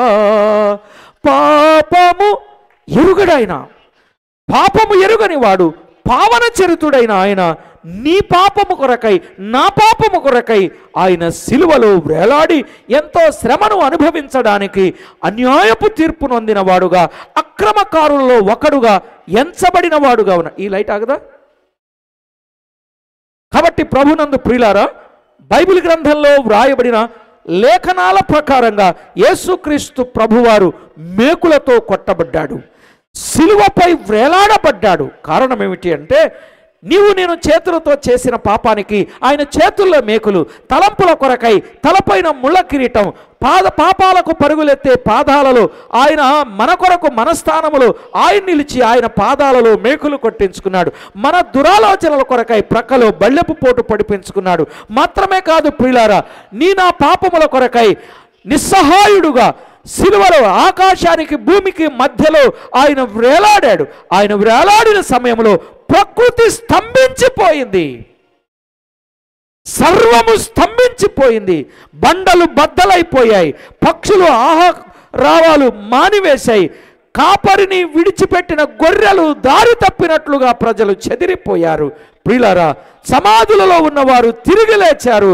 ఆకాశపు గర్భాలైపు తెర నడిమికి చినిగిపోయింది, బండలు బ్రద్దలైపోయాయి. గొప్ప 5 అద్భుతాలు ఆ స్థలములో జరిగాయి. ప్రియులారా, ఎందుకు అంటే ఆయన మన కొరకు సిలువ వేయబడ్డం. దేవుడు మానవుడుగా మన కొరకు వచ్చి మన నిమిత్తమై సిలువ వేయబడ్డాడు. ఎందుకో తెలుసా? నిన్ను నన్ను రక్షించడానికి, నిన్ను నన్ను విడిపించడానికి. ఎక్కడి నుండి విడిపించడానికి? నిన్ను నన్ను పాపము నుండి, నిన్ను నన్ను పాతాళము నుండి, నిన్ను నన్ను ఉగ్రత నుండి నరకము నుండి తప్పించడానికి యేసుక్రీస్తు ప్రభువారు నీ కొరకు నా కొరకు ఎంతో శ్రమను అనుభవించాడు, బాధను అనుభవించాడు, శిక్షను అనుభవించాడు. ఇదిగో ఈ భయంకరంగా ఉండే ఈ నరకము నుండి తప్పించడం కొరకై యేసుక్రీస్తు ప్రభువారు ఎంత శ్రమ పడ్డాడో. నరకమంటే ఆషామాషి కాదన్నా, అది బగబగ మండే అగ్నిగుండమన్నా. నరకమంటే ఆషామాషి కాదన్నా, అది బగబగ మండే అగ్నిగుండమన్నా. అందులో పడినవాడు చావడు మరి, అందులో పడినవాడు చావడు మరి. మంటలేమో ఆరవు కానరాడు ఏదరి, మంటలేమో ఆరవు కానరాడు ఏదరి. నరకమంటే ఆషామాషి కాదన్నా, అది బగబగ మండే అగ్నిగుండమన్నా, అది బగబగ మండే అగ్నిగుండమన్నా. పిరికోళ్ళు, నమ్మనోళ్ళు, అవిశ్వాసులు, అపవిత్రత కలిగిన వారు, అన్యాయస్తులు, అక్రమకారులు, కూనీకోరులు, భయంకరమైనటువంటి పాపాలు చేసిన వారు, వ్యభిచార సంబంధమైన పాపకోపములో జీవించుచున్నవారు.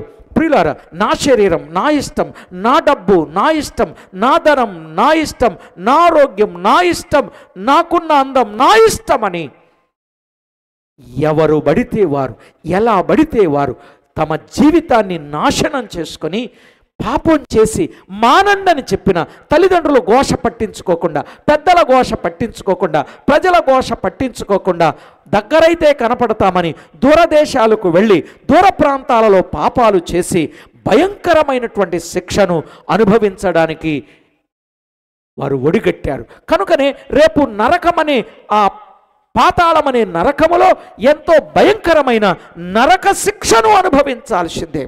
అందుకే చెప్తా ఉంటారు మన పూర్వీకులు, పున్నామి నరకము నుండి రౌరవాది నరకం వరకు 24 నరకాలు ఉన్నాయని, ఆ 24 నరకాలలో నరక శిక్షను అనుభవించాలని. నిజమే, పూర్వీకులు మనకు చెప్పారు. వైకుంఠపాళి అంటే, అప్పట్లో వైకుంఠపాళి చాలామందికి ఇక్కడ తెలియదేమో, ఇప్పుడు పామునిచ్చినంటారు వైకుంఠపాళి అంటే. కానీ అప్పుడు వైకుంఠపాళి అంటే చలచల కాగే చమురులో ముంచి లేపడం, అట్ల పేనం మీద అటు ఇటుగా వేయించడం, అంతేకాదు గొడ్డళ్లతో నరకడం, పైనుంచి క్రిందికి చర్మాన్ని వలవడం, ఇలాంటి బొమ్మలు ఉండేవి. నేను చూశాను చిన్నప్పుడు. ఇవి చూసి అయ్యా నువ్వు తప్పు చేస్తే, పాపం చేస్తే ఇలాంటి శిక్షలు ఉన్నాయి కాబట్టి తప్పు చేయొద్దు నాయనని చిన్నప్పుడు చెప్పినా పట్టించుకోకుండా ఇష్టం వచ్చినట్లుగా జీవించి, దేవునికి ఆయాసకరంగా జీవించి జీవితాన్ని దుర్భరంగా గడిపిన సమయంలో యేసు ప్రభు నా కొరకు సిలువ వేయబడ్డాడని, నా కొరకు రక్తాన్ని కార్చాడని, నా కొరకు ప్రాణం పెట్టాడని, ఆయన నా కొరకే మరణించాడని, సమాధి చేయబడ్డాడని, తిరిగి లేచాడని యేసు ప్రభువును ఒకరోజు నేను నమ్ముకున్నాను. ఎందుకో తెలుసా?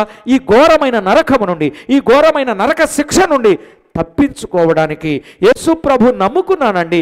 అందుకే నమ్ముకొని యేసు ప్రభు కొరకు ఎదురు చూస్తున్నా. నా ప్రభు వస్తాడు, నన్ను తీసుకొని వెళ్ళిపోతాడు, ఆయన వస్తాడు, తీసుకొని వెళతాడని నేను ఎదురు చూస్తున్నాను. ఈ రాత్రి మీరు కూడా ఈ పరిస్థితులన్నీ వింటున్నప్పుడు, ఈ సంగతులను చూస్తున్నప్పుడు కళ్ళారా మీ జీవితంలో కూడా పాపాన్ని మానండి, అపవిత్రతను మానండి, అన్యాయాన్ని మానండి, అక్రమాన్ని మానండి, దేవునికి ఆయాసకరమైన జీవితాన్ని మానండి. ప్రభు పిల్లలుగా ఈ రోజు నుండి అయినా మీ బ్రతుకును మార్చుకోండి. ఏదో ప్రార్థనకు వెళుతున్నావు అనుకుంటున్నావు, మందిరానికి వెళుతున్నావు, పాటలు పాడుతున్నావు, ప్రార్థనలు చేస్తున్నావు, కానీ పాపం మానారా? ఈ రాత్రి వేళ మందిరానికి వెళ్ళడం ముఖ్యం కాదండి, మందిరం ముఖ్యంగా, చర్చి ముఖ్యం కాదు, చేష్టలు ముఖ్యం, గుడి ముఖ్యం కాదు, గురి ముఖ్యం. పాటలు ముఖ్యం కాదు, ప్రవర్తన ముఖ్యం. ప్రసంగం ముఖ్యం కాదు, ప్రవర్తన ముఖ్యం. ప్రార్థన ముఖ్యం కాదు, ప్రవర్తన ముఖ్యం.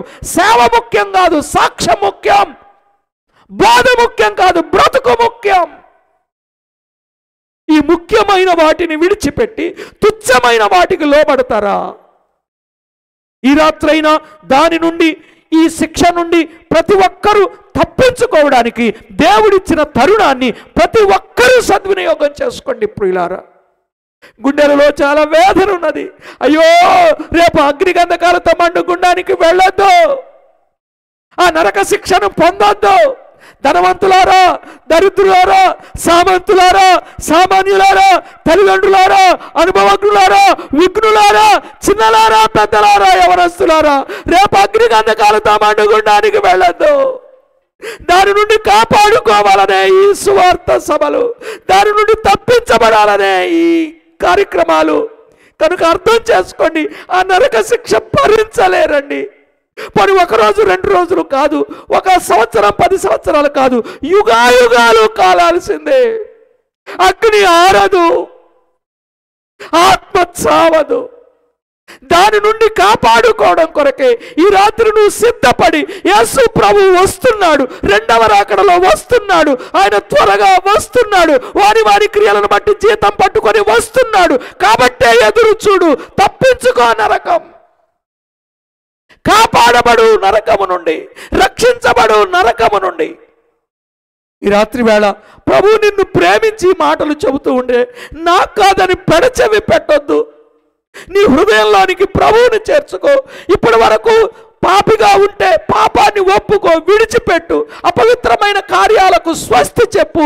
ఎంత చెప్పినా వినకుండా పోతే రేపు నష్టపోయేది నువ్వే. కష్టాన్ని, విస్తార కష్టాన్ని అనుభవించేది నీవే. దాని నుండి కాపాడబడాలని ఆశ నీకున్నట్లయితే ఈ రాత్రి వేళ యేసు ప్రభువా నన్ను రక్షించు, శిక్ష నుండి తప్పించు అని ప్రభు సన్నిధిలో నువ్వు మొర్ర పెడితే ప్రభు నిన్ను రక్షిస్తాడు. ప్రభు నిన్ను రక్షిస్తాడు. ఆయన రాజ్యం ఇస్తాడు. ఆయన రాబోతున్నాడు 2వ రాకడలో. ఈ రాత్రి వేళ తప్పించుకోవడానికి తరుణం ఉన్నదండి. ప్రాణం పోతే తప్పించుకోవడానికి తరుణం లేదు. బ్రతుకున్నప్పుడే, సజీవుడుగా ఉన్నప్పుడే, భూమి మీద ఉన్నప్పుడే నీ జీవితాన్ని ప్రభువుకు అప్పగించు. పాపము నుండి విడుదల పొందు. పరిశుద్ధమైన జీవితాన్ని జీవించడానికి ఇష్టపడు. ప్రభు నిన్ను ప్రేమించి తెలియజేస్తున్నాడు ఈ సంగతులన్నీ. నీ మేలు కొరి, నీ బ్రతుకు బాగుండాలని, నీ భవిష్యత్తు బాగుండాలని, నీవు నష్టాన్ని అనుభవించకుండా ఉండాలని ఆయన ప్రేమతో చెబుతున్నప్పుడు పెడచెవిని పెట్టకండి. ఇదిగో బూదిగంత నివాసులారా, నా వైపు చూడండి, నా వైపు చూచి రక్షణ పొందండి అని ఆయన చెప్పినప్పుడు లక్షల మీద మనసు పెట్టకండి, రక్షణ మీద మనసు పెట్టండి. భూ సంబంధమైన వాటి మీద మనసు పెట్టకండి, పర సంబంధమైన వాటి మీద మనసు పెట్టండి, వ్యర్థమైన వాటి మీద మనసు పెట్టకండి, పర సంబంధమైన వాటి మీద మనసు పెట్టండి అని దైవ గ్రంథం ఘోషిస్తూ ఉండగా అది నాకు కాదనుకొని వెళ్ళిపోవద్దండి. ఈ రాత్రి వేళ ప్రభు నిన్ను ప్రేమించి అనుగ్రహింపచేసిన ఈ మంచి సమయాన్ని నువ్వు సద్వినియోగం చేసుకోవాలని ప్రేమతో సభాముఖంగా మిమ్మల్ని కోరుతూ ఉండగా ఏ ఒక్కరు కూడా మరణములో నుండి జీవములోనికి దాటండి కానీ అగ్నిగుండంలో పడొద్దు, గురి తప్పొద్దు, గుండములో పడొద్దని ప్రేమతో మనవి చేస్తున్నాను. రేపు గమ్యం పాతాళం, నరకమై ఉండకూడదు. మన గమ్యం పరలోకమై ఉండాలి. అందుకే మన ప్రియ ప్రభు ఇంకా నీకు సమయం ఇచ్చాడు. దినములు చెడ్డవి, సమయాన్ని పోనీయొద్దు, అజ్ఞానుల వలె కాక జ్ఞానుల వలె నడుచుకోండి అన్నాడు. ఇదే రక్షణ దినం, ఇదే మిక్కిలి అనుకూలమైన సమయం అని ప్రభు తేటగా భక్తుల ద్వారా తెలియచేయించాడు. ఈ రాత్రి ఈ మాటలు వింటూ ఉండగా మీ జీవితంలో రేపు ఆ భయంకరమైన ఆ ఉగ్రత నుండి, ఆ శిక్ష నుండి, ఆ నరకము నుండి తప్పించుకోండి. ప్రియులారా, రేపు తల్లి జాడ పిల్లకు తెలియదండి. చెట్టుకొకరు పుట్టకొకరు అయిపోయిన పరిస్థితులు కనబడతాయి. ఎంతో భయంకరమైనటువంటి దుస్థితి కనబడుతుంది. ఆ భయంకరమైన ఘోరమైన స్థితి నుండి ఆ పాతాళములో పురుగులుంటాయి. ఆ పురుగులు కమ్మగా తింటుంటాయి. దాని నుండి తప్పించుకోవడానికి దేవుడు తరుణం ఇచ్చాడు. ఈ తరుణాన్ని ప్రతి ఒక్కరూ సద్వినియోగం చేసుకోవాలని ప్రభు అయిన దేవుని పేరట ప్రేమతో మీకు మనవి చేస్తున్నాను. ప్రభు ప్రేమించి ఇచ్చిన ఈ మంచి సమయాన్ని ప్రతి ఒక్కరూ సద్వినియోగం చేసుకుంటే మంచిదని మనవి చేస్తున్నాను. సోదరుడా, సోదరి, ఈ రాత్రి వేళ ప్రభు ఇచ్చిన ఈ మంచి సమయాన్ని సద్వినియోగం చేసుకోవాలని ప్రేమతో మనవి చేస్తూ ఉండగా సమయాన్ని దుర్వినియోగం చేసుకోవద్దని మనవి చేస్తున్నాను. ఈ మంచి సమయం, ఈ మంచి తరుణం దేవుడు నిన్ను ప్రేమించి ఇచ్చాడమ్మా. చాలామంది ఈ దినాన్ని చూడలేని వారు ఉన్నారు. నిన్ను చూసే నీవు ఈ దినాన్ని చూచి ఈ మాటలు వినే భాగ్యం ఇచ్చాడు. రాకడకు రెడీగా ఉండాలి. సిద్ధపడ్డావా? సిద్ధపడలేదా? ఒకవేళ సిద్ధపడకపోతే యేసు ప్రభువా అని ఆయన కాళ్ళ మీద పడి, ప్రభువా తెలుసో తెలియకో తప్పిదములు చేశాను, నన్ను క్షమించు నాయనని ఆయన అడిగితే తప్పనిసరిగా ప్రభు క్షమిస్తాడు, రక్షిస్తాడు. ఈ రాత్రి ప్రభు కాళ్ళ మీద పడి క్షమాపణ కోరుకునే వాళ్ళు ఎంతమంది ఉన్నారు? ఇలాగానండి. మంచిదమ్మా, మంచిది బాబు, అలా పట్టుకోండి, చెయ్యి కంచు పైకి పట్టుకోండి. మంచిది బ్రదర్, మంచిది సిస్టర్. వీలైతే ఒకసారి లేచి నిలబడండి. ఒకసారి లేచి నిలబడండి, మీకోసం ప్రార్థన చేస్తాను. ఒకసారి లేచి నిలబడండి. నిజమే, ఆ భయంకరమైన నరకము నుండి, ఆ భయంకరమైన శిక్ష నుండి, ఆ భయంకరమైన యాతన నుండి తప్పించుకోవడానికి దేవుడు ఒక గొప్ప తరుణాన్ని ఇచ్చాడయ్యా. గొప్ప తరుణాన్ని ఇచ్చాడు, గొప్ప తరుణాన్ని ఇచ్చాడు.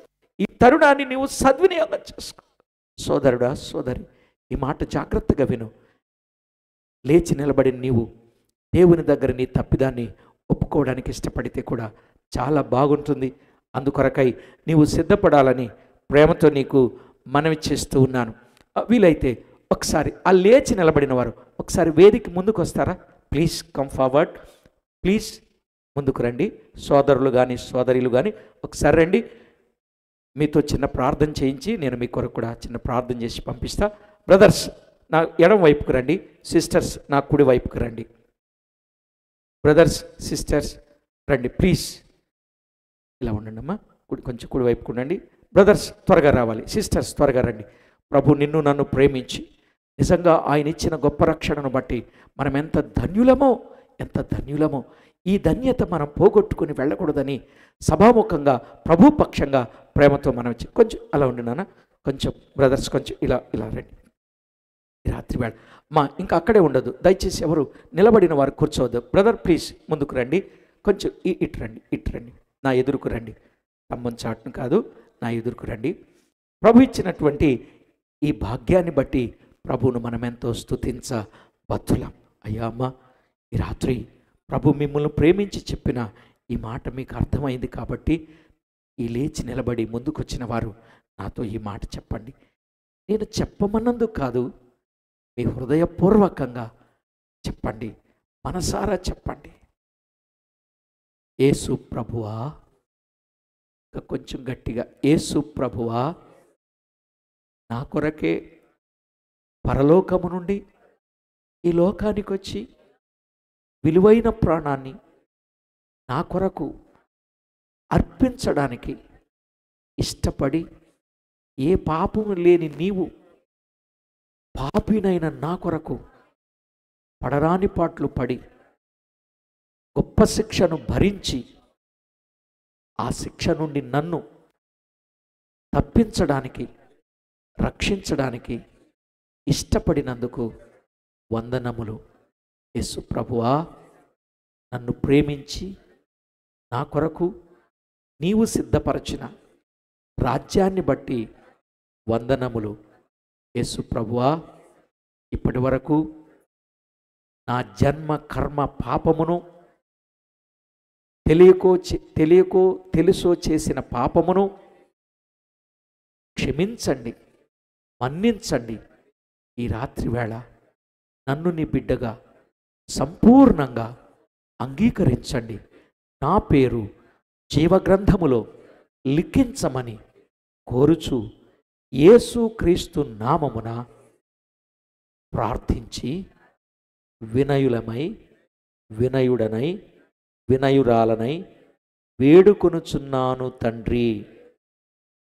ఆమేన్.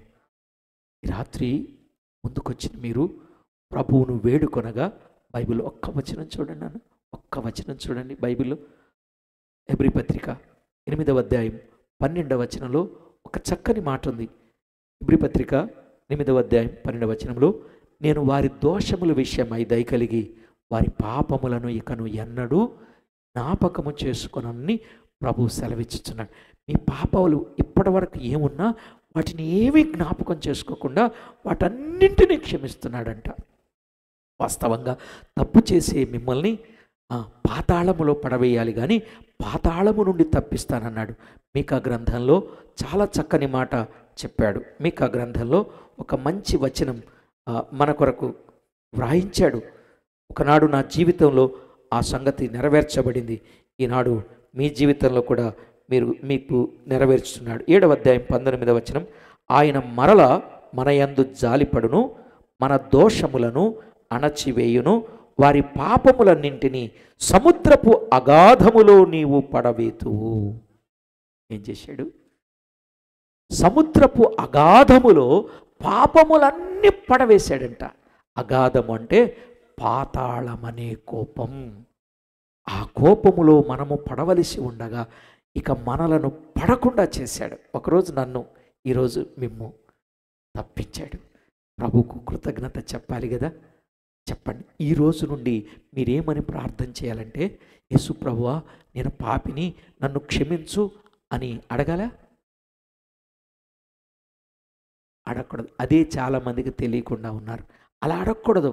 మరి ఏమని చెప్పాలంటే, యేసు ప్రభువా పాపినైన నన్ను రక్షించావు, వందనాలు. నన్ను నీ బిడ్డగా చేసుకున్నావు, వందనాలు. నా పేరు జీవగ్రంథంలో రాశావు, వందనాలు. పాతాళము నుండి తప్పించావు, నరకము నుండి తప్పించావు, వందనాలు. నా పేరు పరలోకంలో రాశావు, జీవగ్రంథంలో రాశావు, వందనాలు. నాకు పరలోకం ఇచ్చావు, వందనాలు. నాకు నిత్య జీవం ఇచ్చావు, వందనాలు. నాకే శ్రమ లేకుండా నిత్య సుఖ సంతోషాలతో నిత్యత్వములో ఆనందించే భాగ్యం ఇచ్చావు, నీకు ఇలా చెప్పడం బాగుందా? పాపిని క్షమించని చెప్పడం బాగుందా? క్షమించబడేది ఒక్కసారి, రక్షించబడేది ఒక్కసారి. కాబట్టి తల్లి గర్భము నుండి జన్మించిన మీరు యేసుక్రీస్తులో కూడా జన్మించిన అనుభవం. ఎందుకంటే ప్రతి వ్యక్తికి పుట్టినరోజు ఉంది, ప్రతి వ్యక్తికి పెళ్ళైన రోజు ఉంటుంది, ప్రతి వ్యక్తికి చనిపోయిన రోజు ఉంటుంది. నిజంగా పరిపూర్ణంగా పాపాన్ని ఒప్పుకున్న రోజు ఒకటి ఉండాలి కదా. ఆ రోజు ఏ రోజు? ఈరోజు తారీఖు వేసుకోండి. ఈరోజు ఫలానా రోజు. ఎంత తారీఖు? 17 నవంబర్ 17, 2025న నేను యేసు ప్రభువులోనికి పరిపూర్ణంగా రావడానికి ఇష్టపడ్డాను. నా పాపాన్ని నేను ఒప్పుకున్నాను. ఇప్పుడు నేను విడిచిపెట్టి ఆ పాపం నేను ఇంకెన్నడూ చేయకూడదు, నేను వద్దనుకున్నాను, ప్రభు దగ్గర ఒప్పుకున్నాను అని చెప్పాలి. ఇప్పుడు ఒప్పుకున్న మీరు మళ్ళా వెళ్ళి ఆ తప్పుగానే చేశారనుకోండి, రక్షించబడ్డట కాదు మళ్ళా. కనుక మీరెంత ధన్యులో ఈ రాత్రి. కాబట్టి ప్రభు పిల్లలైన మీరు ఈ రోజు నుండి చాలా భక్తిగా, విశ్వాసంగా మీ మందిరాలకు నమ్మకంగా వెళ్ళండి. బిడ్డ పుట్టిన తర్వాత వాక్యమనే పాలు ఎంత అవసరమో అంతే అవసరం మీకు కూడా వాక్యమనే పాలు. తల్లి బిడ్డకు పాలిస్తుంది, నొప్పు కలిగి ప్రక్కగా తిప్పుకుంటుంది. వెంటనే తిప్పుకునే లోపల బిడ్డ ఏడ్చుద్దా? టైం ఎంత పట్టుద్దండి? ఈ ప్రక్క నుండి ఈ ప్రక్క తిప్పుకునే లోపల 1 నిమిషమా, గంట? 1 నిమిషం పట్టుద్దేమో. అప్పటికే బిడ్డ పాల కొరకు ఏడ్చుద్ది. ఏడ్చేటప్పుడు ఏవేవో వస్తువులు ఇస్తే ఊరుకుంటుందా? డబ్బులు ఇస్తే ఊరుకుంటుందా? తన మెడలో ఉన్న నెక్లెస్ వేస్తే ఊరుకుంటుందా? ఏం చేస్తుంది? పాల కోసమే ఏడుకుంటుంది. పాలిస్తేనే ఊరుకుంటుంది. అవునా కాదా? అలాగే మీరు కూడా వాక్యమని పాల కొరకు మాత్రమే ఎదురు చూడాలి. ఈ విధమైన అనుభవాలు ఖచ్చితంగా మీరు కలిగి ఉండాలి. దయచేసి ఇక నుండి ఏ తప్పిదము చేయకుండా ఉండండి. బైబిల్ గ్రంథంలో యోహాను సువార్త 5:14 నీవు శుద్ధుడవయ్యావు, ఇక నువ్వు వెళ్ళి పాపం చేద్దన్నాడు. ఇక శుద్ధులైన వారు వెళ్ళి పాపం చేస్తే మరి ఎక్కువ కీడు వారికి కలుగుద్ది అన్నాడు. ఆ ఎక్కువ కీడు మీకు కలగకుండా ఉండాలంటే ఏ తప్పిదం, యవనస్తులు కానీ పెద్ద వయసు ఏ తప్పిదము లేకుండా పరిశుద్ధమైన జీవితంతో జీవించాలని మనసారా మిమ్మల్ని నేను కోరుకుంటూ మీకోసం ప్రార్థన చేస్తాను. సభ కొరకు కూడా ప్రార్థన చేస్తాను. పరిశుద్ధుడవైన మా తండ్రి, మీ ఘననామానికి స్తోత్రం. ఈ రాత్రి వేళ మీరు ప్రేమించి మీ పిల్లలమైనటువంటి మా ఎడల జాలి చేసుకున్నారు. ఒకానొక దినాన నన్ను రక్షించారు. ఈ దినాన ఇంతమందిని రక్షించుకున్నారు. వీరి పేర్లు జీవగ్రంథములో వ్రాయబడ్డాయి. ఒక పాపి రక్షించబడితేనే పరలోకములో మీరు దూతలు ఆనందిస్తారని చెప్పారు. ఈ రాత్రి ఇంతమంది రక్షణ తీర్మానం చేసుకున్నారు. వీరిని మీరు కరుణించి కటాక్షించి కాపాడి ఏ తప్పిదము చేయకుండా భక్తిలో నిలిచి మీలో ఎదిగి ఫలించేవారిగా చేయండి. మరికొందరు నమ్మని వారు ఎవరైనా ఉంటే వారు కూడా నమ్ముకోవడానికి, నమ్మిన వారు నమ్మకంగా ఉండి మీకు మహిమకరంగా ఉండడానికి సిద్ధపరచమని 2 దినాల సభలు మీకు మహిమకరంగా జరిగించారు. ఇక 3వ దినము కూడా మీ మహిమార్థమై జరిగించమని కోరుచు మా ప్రభు అయిన యేసుక్రీస్తు అమూల్యమైన నామమున స్తోత్రము చెల్లించి స్తుతించి ప్రార్థించి వినయులమై వేడుచు ఉన్నాము తండ్రి. ఆమేన్. Thank you. ముందుకొచ్చిన మీ అందరికీ ప్రభు పేరట రేపు ఇంకా చాలా చూచేవి ఉన్నవి, వినేవి ఉన్నవి. ఈ విషయాన్ని గమనించండి. ఓటు నడిపించే వారికి బాధ్యతలు అప్పగిస్తున్నాను.